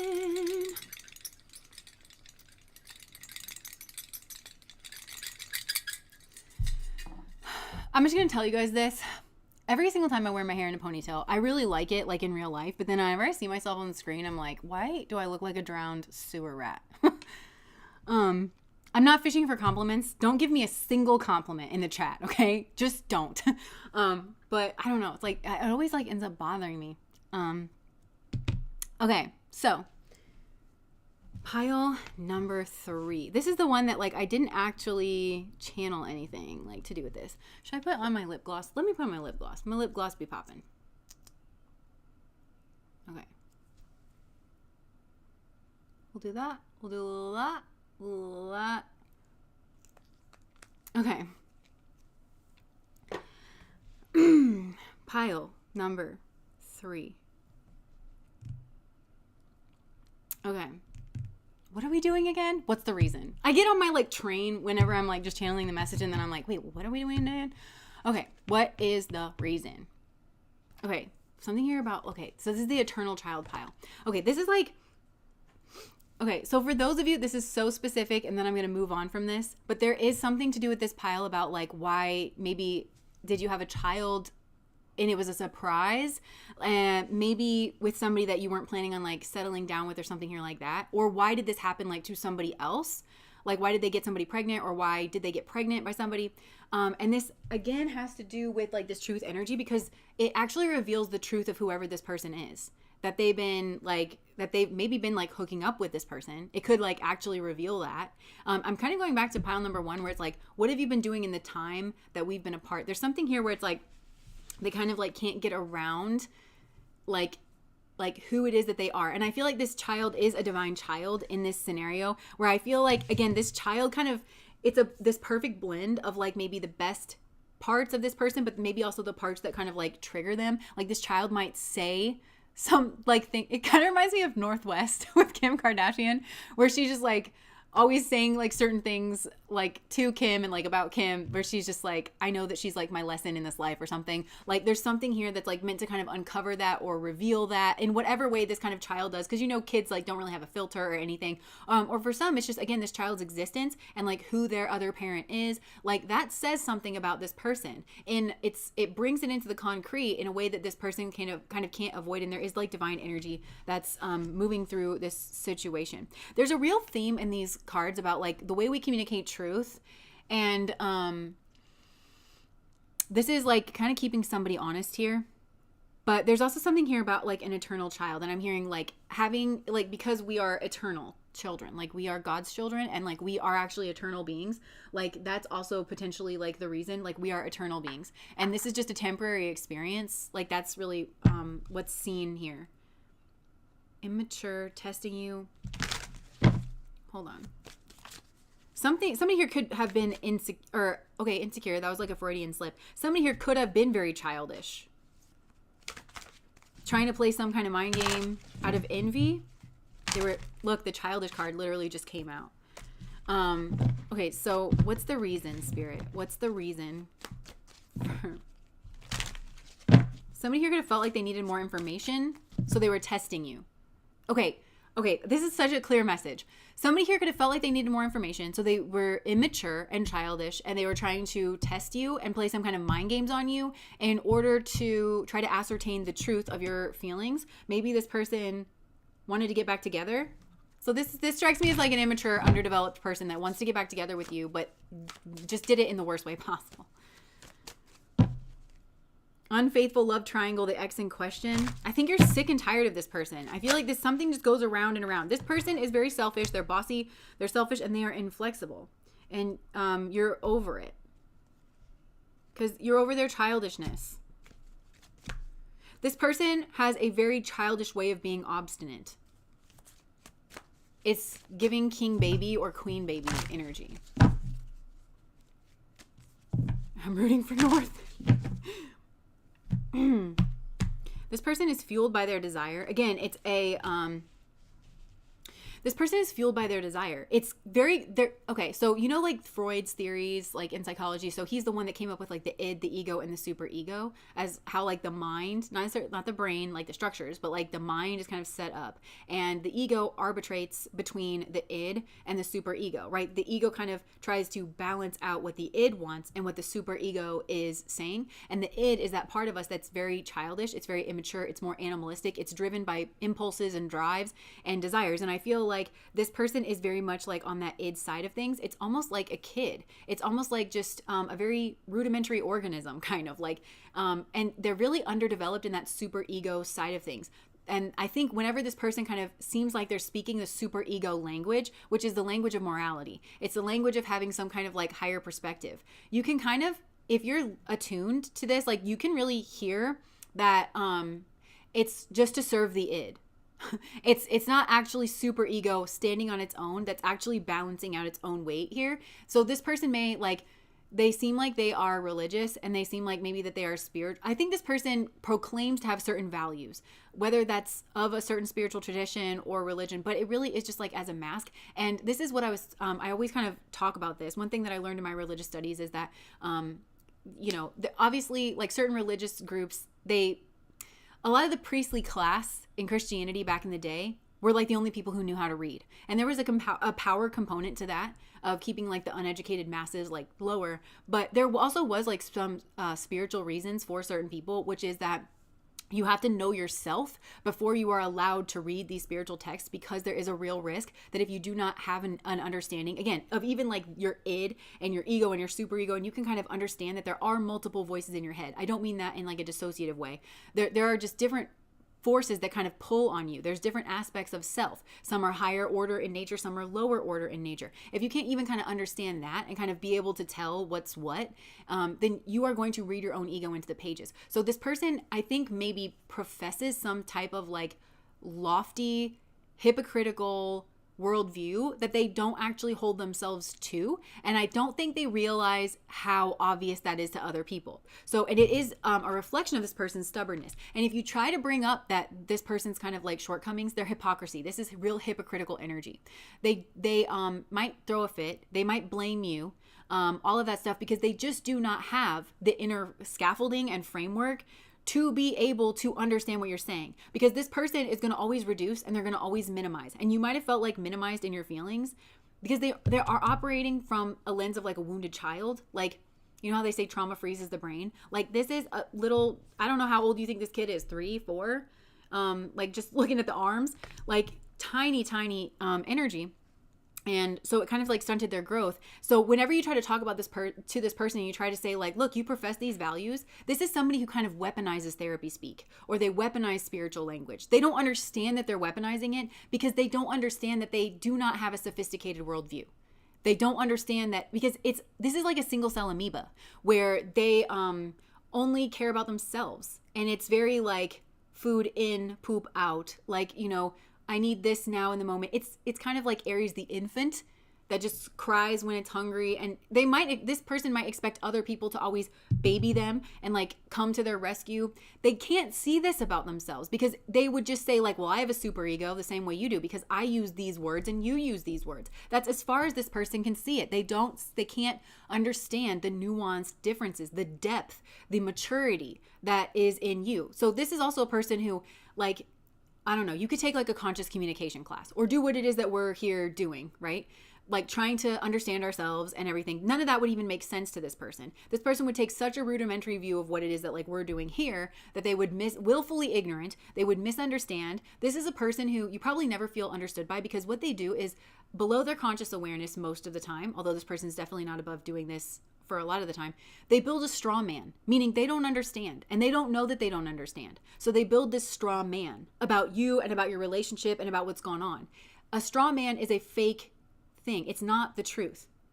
And they say, look, this is what happened. And then they attack this, or this is your beliefs. And then they attack this. And you're like, who are you talking to? I think like when you're in conversation with this person, you're like, who are you talking to? Okay. And for my haters, because I kind of like feel this like in the chat, like I'm a tarot reader online. This is a general reading. And if you are in a pile where you're like, who are you talking to? Like that's on you, because you have to figure out like what resonates with you. And you have to figure out if somebody's your reader or not, instead of just like sitting in the stink and getting angry. Like I'm not in your living room, you know? And it's resonating with certain people. So we've got to be able to zoom out. We've got to like kind of put this into some kind of like context here. So this person has a real habit of living in a world of delusion. This is a person who's very egotistical. They're very stubborn. They just cannot, they're not genuinely curious. This person just sort of fakes. They know how to appear certain ways, like appear curious. So, I'm kind of seeing somebody like, okay, their eyes maybe widen. Oh, you know, but they're not actually curious because this person's already made up their mind. And they think that's what everybody else is doing as well. I think everything's a debate with this person. And when you meet a person where everything is a debate with them, it's because they don't respect you. It's because they don't see you as like a self-sovereign person who has had your own experiences. They don't find your experiences valuable as a person. Like that you've lived a different life to them in a different area and you've learned different things. This is a person who doesn't understand that like we're all pieces of God and we're here doing God's shadow work and one of us couldn't do all of it. So like you're over there and I'm over here and I know this kind of thing, but I don't kind of know this other thing, but you know that thing. And so like through me watching you live your life, or, you know what I'm saying? Like this person just is not very pro-social. They're actually not very cooperative in their energy. But I think this person likes to polish, or like they like to posture that they are these things: cooperative, curious, high-minded, spiritual, religious, but it's just in order to manufacture a position of authority. But this is the type of person that likes to manufacture a type of hierophant authority. And I always make a distinction in my mind of like the emperor authority versus hierophant authority, because they're both masculine archetypes, I'm just noticing.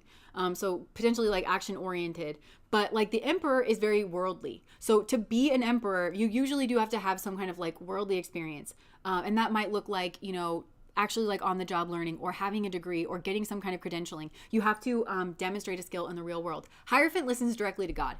So you can make up whatever bullshit in your mind and it doesn't have to be actually verified, right? By any metric. And so this person really likes to remain unquestioned. And then they don't have accurate worldviews. Like this person doesn't, but they think they do because they use similar language to people who do, right? And this is kind of like drawing me to, I remember like in the I Ching, they talk about like to be a divinator, you have to like to be a divinator and to be a good one.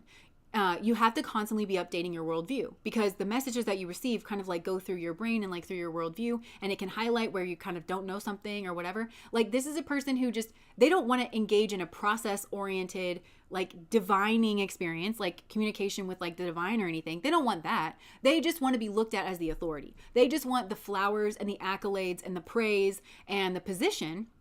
They want people to respect their authority. It's very like Cartman energy that's coming through. Respect my authority. And this can be like on whatever scale, because for some people it's like they think they're the head of their family just because of their gender. But their wife might be 10 times smarter than them, and certainly in certain areas. Maybe she has a literal accounting degree, so she should be probably doing the taxes. But he does the taxes even though he's the car salesman because he feels that that's what the man should do. So it's like weird. There's a weird worldview here, and this person just does not want to be questioned about it. They just are obsessed with themselves. That's what it is. They really see everybody through the lens of themselves first, and what role they play relative to them. So this is a user energy as well. Like, what can I use you for? Like, do you boost my ego? Can you open this door for me? Or can you baby me? Can you take care of me or my children? This is a person, if this is like somebody that you're dating and they have kids, and you're like, is this person this is a person who wants somebody to like cook them dinner and make their kid dinner and give their kid medicine because they don't know anything about like doing that. They don't want to do that. This person is just, they're inflexible, they're stubborn. And I feel like drama is always happening around this person. You could have like a love-hate relationship with this person. You might really like this kind of childlike nature, or maybe you do have a child with this person, and so it's like, I really want to love this person because, you know, I want to get along with them, but like also I hate them. You know, something here like that. There's a cold shoulder, breakup, distance, separation. Oh, so going to the beginning, maybe you have a child with a person like this and you're like, why God, why God, why? And I think it was like to reveal the truth of who this person actually is, like to themselves as well. Like there is kind of, I'm not saying you're like, I volunteer as tribute. Unknown caller. This person could be unknown calling you and like stalking you and like hanging up. I don't know, but I don't know. I feel like there's something, I don't know. I don't know why. Inferno, chaos, job loss, everything is crumbling. I do feel like this person's going through a hard time because people are seeing the truth of this person. You know what's funny is I think that people, certain people especially, have seen the truth of this person for a long time. They're just so arrogant and blind that they really did not understand that. I really do think that there's always been people around this person that choose to kind of like close the door on them or don't want to be around them. I just think that this person for like the longest time really thought that people like liked them and they were buying into their bullshit. But I think it's just reached such a critical mass, or maybe people are just tired of pretending. And I think it's equated to some kind of chaos in their life, like some kind of, it's tower moment. It's job loss. And I feel like maybe this is why this person wants to like reconcile with you. Maybe you or reconcile with somebody, and they're not going to tell the truth about it. Half truth plus half truth is a lie, because this person is very prideful, and they want you, everybody should think that this person has to position themselves in a place of authority. So if they come, they would view it this way. If they come crawling back on their knees to you and say that they need something from you, they need help, they maybe need like a reference, they need a position. If they need something from you, well, then that doesn't put them in that position of authority that they want to be seen in, potentially one of the Hierophant. So this person wants to be in a place of giving advice to you or something like that, but then this person is not in a good place. Everything's crumbling around them. So again, this is like facade management. This is a person whose entire existence is a two-dimensional resume on a page, but that's their personality. That's how, and I'm seeing somebody like untype something and then type something else when they feel like that's gonna work. So I feel like this person also studies you and other people in order to manufacture some kind of truth, in order, like whatever they think is gonna get you to not turn the cold shoulder. The thing is that this is seen, it's readily seen, and I think it's like this person's being surrounded by people spiritually. Spirit is doing this, that they're giving them the cold shoulder because they can kind of sense, they know they're lying. They can see that they're lying. And they can see that they're not what they're amounting to, and that maybe this person needs a slice of humble pie. That's what I'm getting. Like this person's language does not match their situation, and they're not getting away with it anymore. Something's like happening with this person. Yeah, opposites attract. Lessons, not your usual type, different spiritual beliefs. So this person's surrounded by people that are very different than the kinds of people they're used to manipulating, and it might have some kind of like opposite energy to the kind of people that they're used to being around. And something about that is highlighting their falsity. This person might try to fake that they have deep emotions here, but this person's really just self-absorbed. Like that's really what I'm getting. They're very childish. They're very stunted. This person also, you got to watch this person.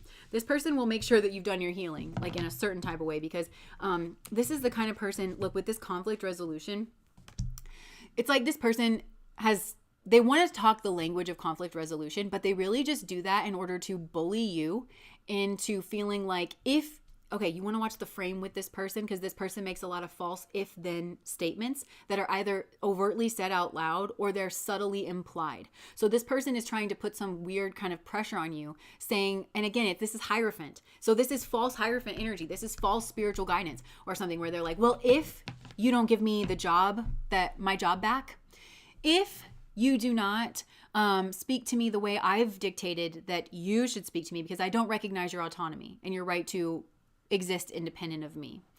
If you don't do that, then you are a bad person. And I'm going to tell everyone. And I'm going to fudge the details, because half truth plus half truth equals a lie. Because that's what I'm saying is like this person has to make a straw man of you in order to attack it. So when this person, if you hear some things that this person has said about you to other people, you'll probably be like, I literally do not recognize myself in that person at all. And you can probably see like where they fudge certain things. This is also a person who will put you in many positions where you kind of have to think to yourself, are you this ignorant about something? Like, do you really have this little knowledge about something? And that could be about you, like as a person, or about a certain field or a certain way of navigating the world that really, I'm hearing like as an adult, again, this is this child, the eternal child, that as an adult, all of us really are held to like a certain standard of, we don't have to meet that burden of expectation the same way. But there are certain, you're kind of expected to function decently well in society. Are you stupid, basically? And you don't kind of know that, or are you being manipulative? Is this some kind of maneuvering? I would say with this person, it's maneuvering, but you might not always recognize it as that because this person really tries to lead with the pity play. They try to make themselves like, I'm just a widowed child. You'll notice this distinction because remember I said this person wants to be seen as an authority. So it's like, which is it? It's like this person is like an authority, and we're all nuanced people. We all have more vulnerable sides to ourselves, but this person uses that in some kind of way where it's like they want to be the person like talking down to you. That's what they want. But I think they like there's weird finger pointing energy here. They like to talk down to people, but they project this out onto other people. So this is somebody who really does not like authority. And I think they lost their job, and I think they probably would tell you that it's because their boss is like an a-hole and like egomaniacal and doesn't see their talents or whatever. But this person doesn't play nice with others. I think that is and they have no self-reflection or anything like that. And so, yeah, like this person they just maneuver, and they use this. You just want to watch when they flip into this childlike energy, because it's probably to avoid accountability, or it's probably in order to butter you up to get you into a position where you're likely to comply with whatever it is they're trying to get you to. It's very manipulative. So this person's always being manipulative. And a way that you can catch on to it is you always feel around this person that you don't want to do the thing, but you feel pressured to do the thing because you know this person's going to brand you a certain way if you don't. And I would just stand in that energy and be like, you're going to have to think what you want, doll. Yeah. And I think that you can become aware of the manipulation that's going on because of when the childish energy comes out. That's what you want to watch. Because it's always for very consequential things, you know, at very like opportune moments. And yeah, look, make it rain. This person wants money. Like, I don't know if you're over it. This person wants money, manifesting abundance, legal matters in your favor, unexpected money, promotion. This is that false hierophant energy as well. This is a person who's like, manifest abundance. And it's like, maybe you could just learn how to treat people well. That probably would help with your abundance, don't you think? And they're like, no, manifest. And they're like, I'm going to talk crazy to every person. And then I'm going to wonder why. So this is kind of like that diluted energy. They're kind of missing this emperor energy. And maybe they think you are an emperor, or that you could potentially give them access to an emperor, or to that energy, because the emperor is very grounded, like in reality. So this person, they're not grounded. And it's like, I think this person, it's like they say certain things that are true, but the soul is missing. And it kind of reminds me of like the North and South Node. This person thinks they're achieving their destiny. They think that this is like delusions of grandeur. This person, and they may well have like a calling or a destiny. I mean, we all do, right? But we always talk about like with the North and South Node, you have to come up through the South Node, right? Like your past. The South Node is anchored, right? It's the body. It's like, it's a grounded energy. It's the things that you know really, really, really, really well. But this person just wants to go after the things that they wish that they could be, and they're not that yet. And they don't see a physical, step-by-step, very earthly journey to reaching that. They don't see that. And I think this is the type of person that feels oppressed, or feels like whenever they have to experience like paying their dues or moving slower, you know, but they want to reach out for that destiny energy, but it's disembodied. So again, I go back to like, it's like when you're talking about certain things, you speak from experience, in inner experience, and you speak from like a very grounded position. And this person's like, I say the same words that this person says. And it's like, but you don't have the same depth of understanding. And the fact that you don't see that actually means that you're further behind than you even think you are. So this person just doesn't have like, yeah, I feel like this person, they fight too. This person is so frustrating to communicate with, because again, I think they think they're being, they're doing all the things. But this person's just very combative, trust issues, one-sided, detached. The other thing you have to watch, because this person's not very nuanced. The other thing you have to watch is because this kind of reminds me of like pile number 2, where when I was talking about that person realizing that they got sort of taken advantage of by like people like this.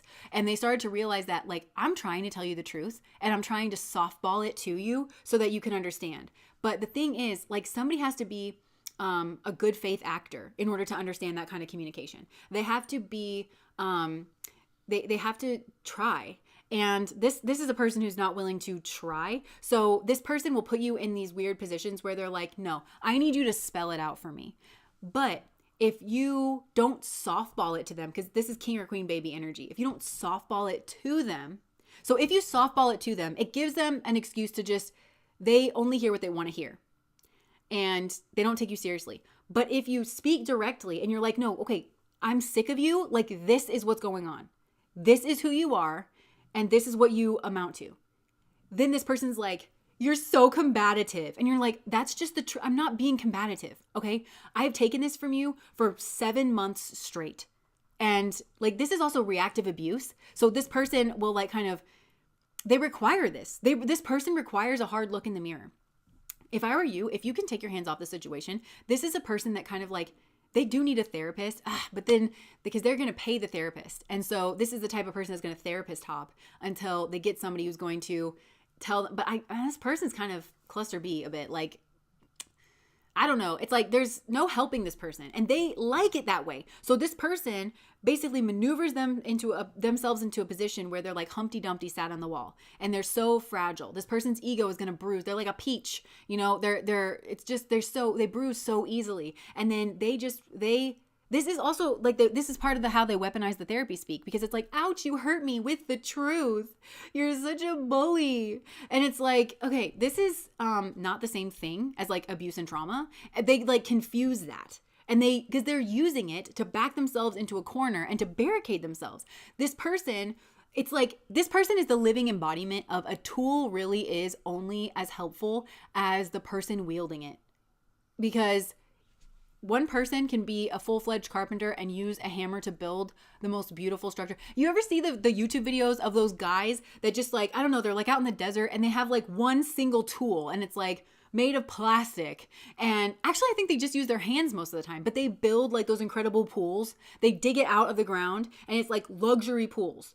They don't have any materials except for like their hands. Okay, so it's the difference between a person like that and a person who is like, you know, the sun's too bright, my glove's too big, and I tripped over a rock. This person has like an excuse for everything. And if you just point that like, you know, there's probably a way around this that you could figure out. Maybe you're not a victim to the world. Like if you just point that out and then this person's like, oh, how could you? Pile number 3 is so combative because they used a firm voice with me and they told me exactly what I was doing wrong. And did I ask them to do that? Yes. And also, was I listening to them when they tried to tell me in another way for 7 months straight, or they were trying to kind of hint at this or hint at that? And if I cared about being a better person, I probably would have picked up on it. No. But so like I would just watch this person because like there really is no winning around this person, because like if you do what they actually need for you to do, they're just gonna blame you for it. Like they really are just gonna blame you for it. And this person just kind of thinks that they're God's gift, to be honest. Envy, hater, spiteful, jealous. This person is just envious. I think I can't remember the difference between envy and jealousy. I never can. But whatever one is like, I think I should have that, and I think you should not have that. That's what this person is, because they're full of themselves. And this is like the kind of person who they call you everything but a child of God, basically. They call you everything but a child of God. And your success is based on everything except for your actual skill, talent, the fact that your heart is in the right place. Like this person gives you no credit. They literally think that they're on the same level as you. And I can very clearly see that they're not, but it's because of like that unseen realm. Like this person is very spiritually unawakened, but it's like they think that they are. It's weird. Contemplation, unsure, choices, decision. They need to be contemplating some kind of controversy that they have caused. They have caused this controversy with you or around you. They need to apologize. It's literally sending this person into some sort of tailspin, the fact that they need to apologize. And I think you shouldn't overlook that. Like, listen, I know that like sometimes we do things and it's like really, really difficult, but it's like we make little kids on a playground like apologize when they hit another kid. It's like there's few things in this life that you have practiced more than just like saying sorry, you know? I think they do feel guilt. So that's what this person's hiding, is that they know that they're wrong. I think they are ashamed and they're remorseful, but now you guys are in a fight. Love affair. Secrecy, third party hooking up, STD. Red flags. So I think you've triggered this person because I think you called them out on their Netflix and chill. So, but then this person just like crusted up like around that, and they needed to contemplate. Unsure choices, decisions, soul contract. I think they actually think that they have a soul contract with you. There's an obsession with toxic people. Maybe toxic people are obsessed with them. I don't know. This took a turn. This took a turn. Controversy. Okay, so controversy. What's unfaithful, love triangle, ex in question, desire, self-pleasure, sexual thoughts, intense feelings. Yeah, I mean, so there could be some kind of cheating that produced a child and you call this person out on it. That's what I'm getting. And this person can't lie because there's like a physical child that exists.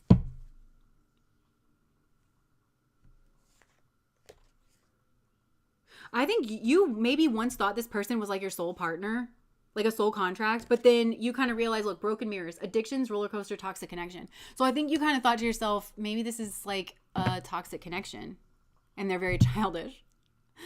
Yeah. And that they play mind games. So you're basically onto this person and they want to apologize, but they're sneaky. This person's sneaky. I think they also try to blame their sneakiness on some kind of like Aquarian thing. So this is a person that like gives genuine groups a bad name. So this will be a person that's like, well, I'm polyamorous, but it's because they want to cheat. And, you know, if you have a polyamorous relationship, like there's still things considered cheating in that. It's not that you just get to hook up with whoever you want. Like, oh, this person will be like, well, I'm this or I'm that. And they're not actually.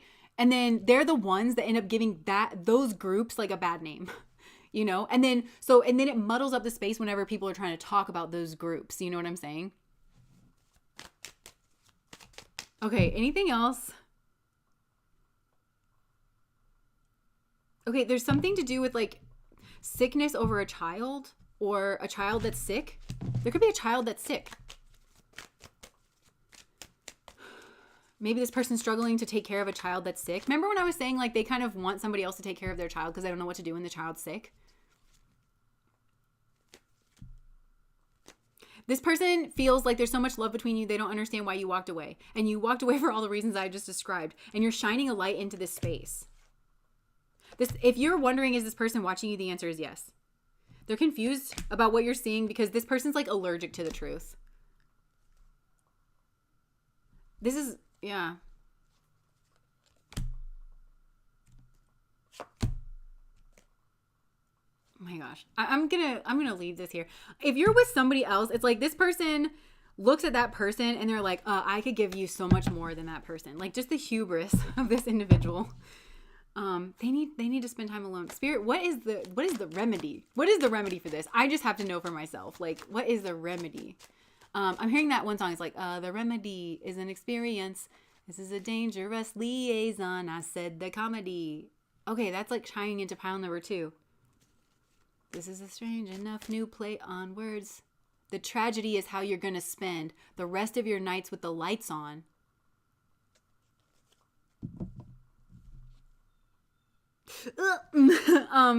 This person is going to get themselves attached to a karmic somehow. There's some sort of long-term karmic experience. And their manipulation is going to get them right in the middle of this. And it's with a karmic. It might have to do with...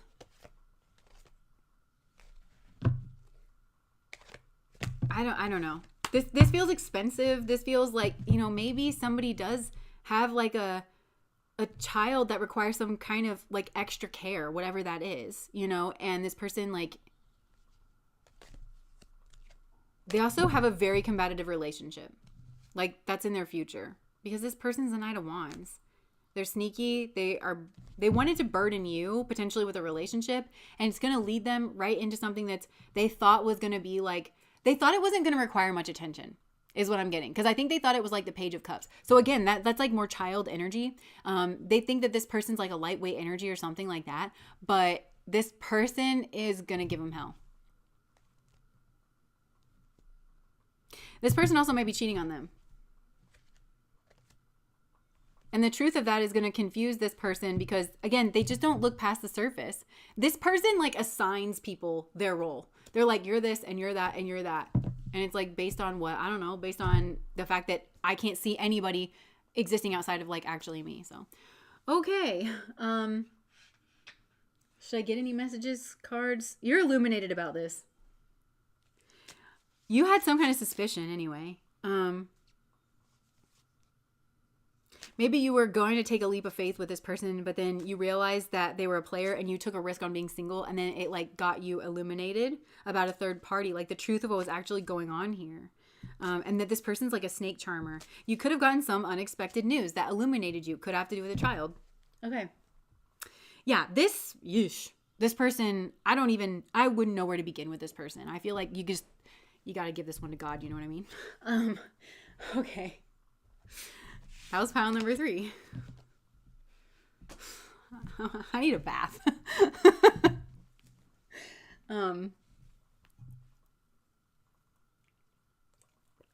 Where are the healed masculines? Oh, that was that pile number 2 energy, remember? Pile number 1 was like this close from being a healed masculine. Okay. Let's compassion. He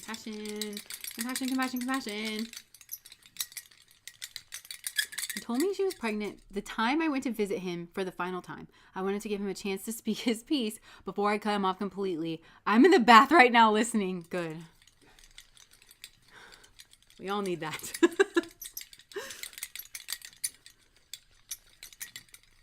Your little focus. You are such a cool reader. Oh, thanks. Where have all the cowboys gone? They're out in the woods somewhere with a cattle dog and a can of beans. Kidding.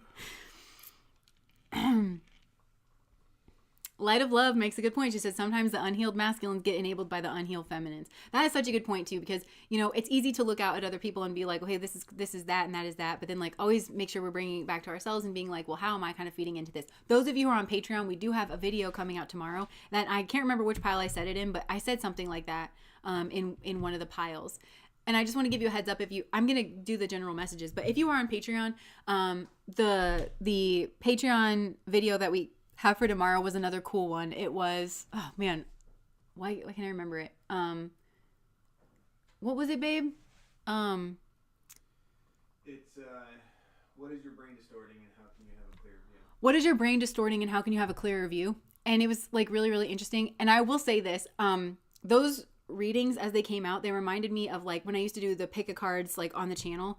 And this is kind of why I started to do this other method, is because there were so many people in so many different situations that I would just get overwhelmed by like so much information. It would make it hard for me to communicate in a way that I felt was like clear and concise. This one on Patreon kind of reminds me of that style. So I'm sorry if it feels like confused or jumbled. I was trying to make sense of a lot of information, but there might be a connect in for some of you like to that reading, those of you who are over there. Okay, cool. All right. I'm going to move into the general messages. The funny thing is I just immediately reached for a messages deck, and I've been almost wanting to reach for a messages deck like after a lot of the piles, but I ended up reaching for some kind of other deck. So I do feel like there's a message that's trying to come through here. I just heard be careful with it. You hurt my feelings. Okay. I have trust issues. Okay, so this could be like a similar kind of message, but like which pile you're resonating with for like what kind of people. So maybe like see this through that lens. I have trust issues. I'm depressed. I am still healing. You drive me crazy. Okay, that's funny because I'm still healing, or you drive me crazy came out behind I'm still healing, and it was like really stuck together. So I think this person's like, they would tell you like, oh, I'm still healing, but it's like you drive me crazy. Like they kind of do feel triggered here. Love doesn't feel like enough. I will be back, but not now. This is kind of a running theme in like somebody could have left you on the back burner. And the reason is because they need to feel in control. Like, I'll be back for you. You hurt my feelings. I have trust issues. I'll be back for you, but just like not right now. Don't trust me. If I can't have you, nobody else can. I should have never let you go. This is chaotic. This got very chaotic. I actually feel like this person hurt your feelings and maybe gave you trust issues. So it's like, yeah, I keep writing and deleting messages. I hope you're not with someone else.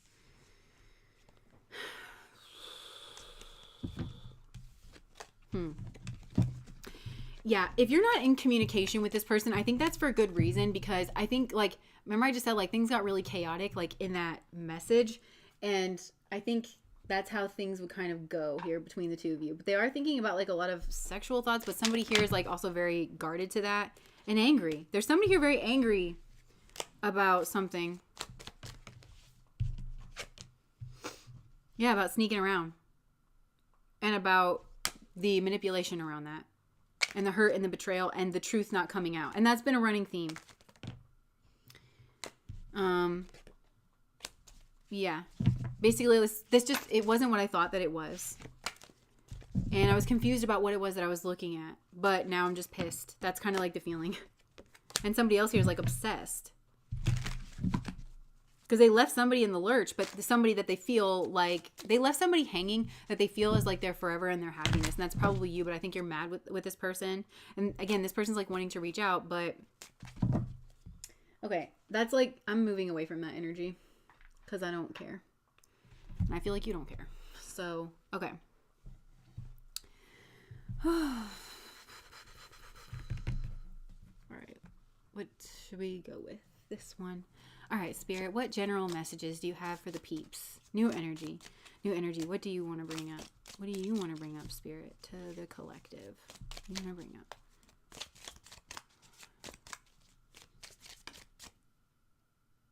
Danger, especially in money matters. You should accept valid criticism. Some kind of announcement is coming out and someone is trying to come between you and a friend or something you want. Okay. So there is danger, especially in money matters. And look, we've got the wheel. This is this like wheel of fortune energy, indecisiveness, allowing you to ramble aimlessly. So don't ramble. I feel like for some of you, though, this does have to do with like a relationship, and there is a danger to your money in terms of like involving with somebody. Look, man, dealings or relationship with a man, potentially on vacation. And maybe you feel that something is missing in your life. No, this man feels that something's missing in his life and in his relationship. And he needs to successfully overcome a problem, but... So use your intuition. Use your intuition. But anyways, like danger, especially in money matters, you should accept valid criticism because somebody's trying to drive a wedge. So something here could potentially create like... So if you're involving in a person that maybe wants to drive a wedge between you and somebody else... and you find that strategic, this is going to create a major challenge to overcome.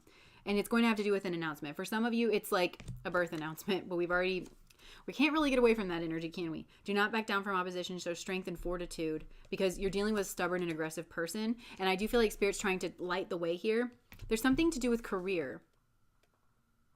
Maybe things haven't been going very well in a career, or that's like the possibility. There's a possibility that you get involved with somebody here. Maybe that you meet on vacation, or maybe they take a lot of vacations and you think of them that way. They are extremely stubborn and unwilling to change. So it's like if you enter into some kind of work contract with a person like this, they're very stubborn and you think it's going to bring you plenty of material things, but it's actually not, because this person is the kind of person that will like sabotage you and like not really let you have anything. And there could be some type of announcement here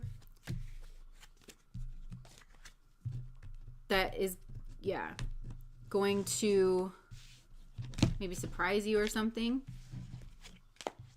What do you want to say about that? The indecisiveness and what's with the money matters? What do they need to look out for?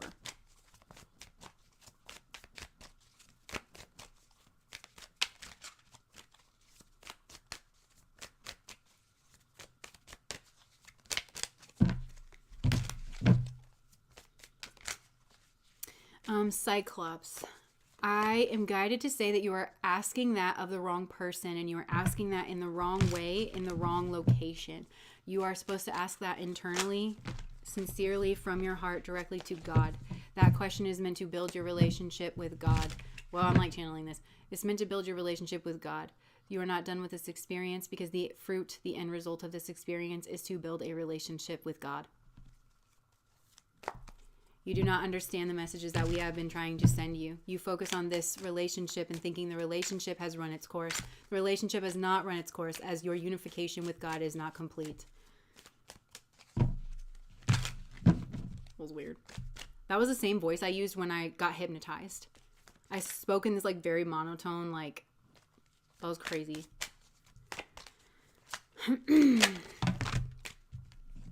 We need you to step away from the worldly experience. We need you to step away from the ego. We need you to start looking at things from a different perspective. Not everything is as you think it is. The connections you can make in your human mind as to the purpose. This belongs to this, belongs to this. The purpose of relationship is to have relationship. This is not true from the divine realm. This is not true from the divine perspective. This is not true from the spiritual perspective. You take human form, you take the limitations with human form, in order to have an alchemical experience of your soul. So everything that you experience in the material, try not to focus too much on the material, on the outcomes you want, you do not want, on the outcomes you want and do not want, on the outcomes you want and do not want. We are tired of hearing the outcomes you want and do not want, the outcomes you want and do not want. You think speaking to us is telling us the outcomes you want and do not want, the outcomes you want and do not want. Do you not hear your relentlessness? Do you not hear the fruitlessness? Do you not hear the relentlessness? Do you not hear the fruitlessness? The outcomes you want and do not want. The outcomes you want and do not want. Have a different conversation. Have a different conversation. Different level, different level, different level. Whoa. That was not me. That was not me. That was exactly the voice that like I freaking used when I got hypnotized. That was the way the sound was coming out.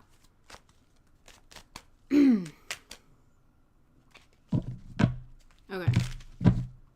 Oh my gosh, this ties back to the money thing too. Okay, yeah, this is, okay, and this came out in the Patreon video. I think it was pile number 1. Like, okay, because it was like, okay, what needs to, like, be shifted in perspective? And they were like, listen, because there was, like, multiple piles that came out in pile number 1. And I can't remember any of it. But I do remember it was like, but the thing is, we can't make that adjustment. That's the only adjustment the ego wants to focus on. Is tell me what to do, Jess. Tell me what to fix. Tell me what to focus on. Tell me what to fix. Tell me what to focus on. Tell me what to fix. That's not the spiritual perspective. So it's like you need to understand that it's not just about your ego. It's not just about the experience that your ego is having here. Yes, that's a part of the experience. Yes, that's a part of the experience. Yes, that's a part of the experience. But it is only a part. It is only data. It is only information. And it's not even all the information. You overfocus. You overfocus. So there's something here with like money that has to do with overfocus and the wrong focus in the wrong place. Okay. And it could be because you think the only thing that affects money is like career and like what it is that you're doing. But there's something else here. Again, it's like where you're putting your focus and the things that you think can impact things are wrong because it's too rudimentary. And you're not expected, the purpose of you receiving this message is that you're not expected to build the world's most elaborate map of, like, that's ego consciousness. You're not expected to build the world's most elaborate map of this, if I pull on this levy, this thing happens. And if I pull on this string, then that thing happens. And if I pull on that, you're not expected to know that. That's egoic consciousness. That's the ego thinking, I have to rely on myself. I only have to rely on myself. Purpose is unification with God. Purpose is resonation with God. Purpose is having a relationship with God. So when you have a relationship with like your mother, or your uncle, pick a healthy relationship, right? Do you constantly have to wonder what they're going to do or if this is going to be okay? Or do you just relate? Do you just like relate to life? And so it's about having high vibrational level of relation, bringing high level consciousness to the equation. And that's the thing to focus on. That's the thing to focus on. Because we all have these outcomes we want and do not want. Outcomes we want and do not want. That's according to the ego. But there's a parable, and I can't remember like the entirety of it now, but it's like, okay, well, there was this guy and he got, I don't know, he was told that he was not invited to the party that the village was throwing, and he was not allowed to be there. And somebody was like, man, that's like some really rough news, right? And the sage goes, we shall see. And so during the day of the party, the sage was like at his home outside the village, and a major fire comes, sweeps through the entire village and kills 90% of all the people there. And somebody walks up and they're like, very fortunate that you were not there at that party. And he goes, we shall see. And then it turned out that every single person who was in the village but got away ended up getting $1 million from the government. And they were like, man, that was really unlucky that you weren't in the village at that time. And he was like, we shall see, right? It's like you do not know from your ego level of consciousness the purpose of things. And that's not your job. The job is attunement. The job is like, that's what we're doing here. It's like to have this relationship. Now, it's harder. It can be harder in this time because of the elaborate systems that are around us that are always pulling on our attention. There are so many systems that we feel like that we have to kind of like manage and navigate, but put those in their place. You have to function in the world because it's like living in a in a grounded way in the world is a part of the alchemical experience, but it is a part of it. And it's like always like using that to kind of like reflect back to you, like the actual purpose of like taking a human birth in a human life. This came out in the Patreon reading. It was something like, just spend some time thinking about those big questions, because it matters. Like it matters how you are like thinking about things, you know, like what you think you're doing here. The framework that you kind of have like put things into, that matters, because it's how you make sense of your story. It's how you put yourself in context. Yeah.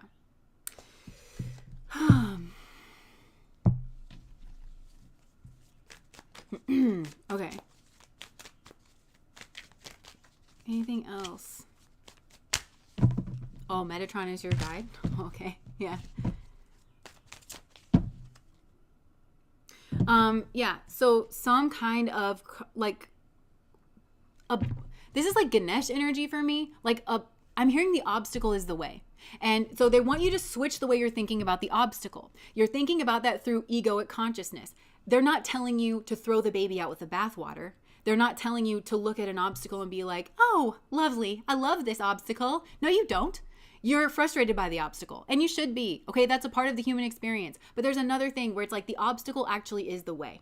So if you try to understand this obstacle, you know, and why it's in your way, that is the key to your liberation. Working through it, taking the time, swishing it around in your mouth, not just always asking somebody else the question, or not just simply saying like, it's that instant gratification of like, let me just Google it. Like the spiritual things, we can't just Google it. You are a part of I just heard a promise. You are a fulfillment of a promise. I have no idea what that means. And we intend to fulfill our promise to you. Okay, but you have to participate in this dance. That is your part of it. Similar to tarot, I'm channeling again. Similar to tarot, you come to tarot reading, and the reader is part of the experience. You are the other part. Tarot will not make sense to you. You'll be led astray if you do not understand your own part. If you just are an open vessel and you just receive every single thing, like you are going to be led astray, right? There's certain skills that you are developing by receiving messages this way in a group to do with tarot, because you are a necessary component of it.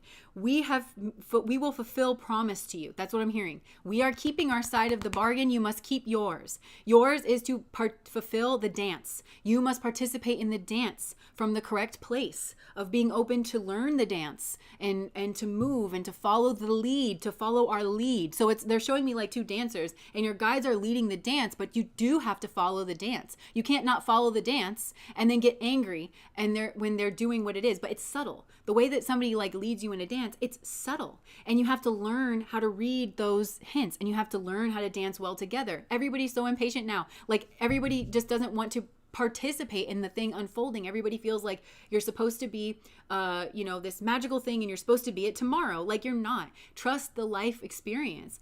Don't fulfill your own promise, fulfill your own destiny. This is the right perspective to have. I wonder who I am. I wonder what kind of seed I am. Oh, look at me. I've sprouted a leaf. You know, it's like, there's a magic and art of living that has been lost. And it's been lost through focusing on, am I doing this, or am I achieving this, or do I have this, or don't I have this? And there's an anxiety, and it's like, it comes from our world, and it comes from like how fast paced everything is, and how little free time you have, and like thoughts, and all of that stuff like does contribute to it. They're not saying that this is like we live in complicated times, right? But they are trying for you. You never stop to consider that your perspective is the thing that is off. And they're telling me that parable about the fish in water. It's like trying to explain water to a fish, because a fish always lives in the water. And so it's like, what do you mean there? It's like we're trying to explain air to us. It's like, no, when you inhale through your nostrils, like stuff's going in there, and it's like actually going in your blood. It's like, I can't see it. I can't even smell it. It has no smell. What do you mean there's air? Like, they're trying to tell you that there's air, and they're trying to tell you that there's water, but you never even consider that your perspective is off. They're linking this to the tarot. You never even consider that maybe your intuition is off, and maybe that's why you're in the wrong pile. Some of you are consistently choosing the wrong pile. It's because your guides are trying to get across a message to you. It's like, choose another pile and see if that one is better. Perhaps you are criticizing other people, and that's not where the criticism should go. That's not where the adjustment is off, right? Like, your intuition was off that day. Like sometimes our intuition is off. Like it just is. Like it's something to just kind of like learn how to work with. Your intuition is an instrument. Like that's another thing too. And there's like a blame kind of thing of like, well, I should have, or you should have, or this, or and assigning roles of like, well, this person should be this to me, and if they're this to me, then it means that they're going to give me the answers and they're going to spoon feed them. And no, and you should be very wary of somebody who just always is giving you an exact answer. Like they should be pointing you. I'm hearing like they should be pointing you towards a feminine sides of knowledge some of the time, where there is no right answer. There is only relating. That's the experiential, alchemical part of life. For some of you, you need that perspective. It's the Eastern perspective. It's the philosophical perspective. It is the contemplative, meditative. That's what's causing like a lot of problem. And that's why you feel maybe dependent on other people, or you do not know that like you can kind of tap into that. And it's a part of like that journey. And that's the journey that they want you to be on, is learning how to kind of like do that. But it's over the course of a lifetime. Like life's a season, you know, or life's a journey, not a season, you know? So, okay. All right. That took a lot out of me. I'm gonna eat some food. Thank you guys for showing up here, being a part of my little community here. And thank you so much for those of you who are giving the super chats. Gray the Gold Witch, thank you so much for the $10. Just be committed to you. Yes, it's hard in a capitalist society where it's very hard to make ends meet alone. Yes, yes. Very much, very much. Yeah. Okay. There's a Patreon video coming out tomorrow. As a reminder, Hedge Witch is on sale 20% off this week. So that is like a bit of an apology for not having the other summertime candles ready, but they will be ready on Friday. And I think that's all I have for you guys. Okay. Aw, you're welcome. Okay. Bye, guys.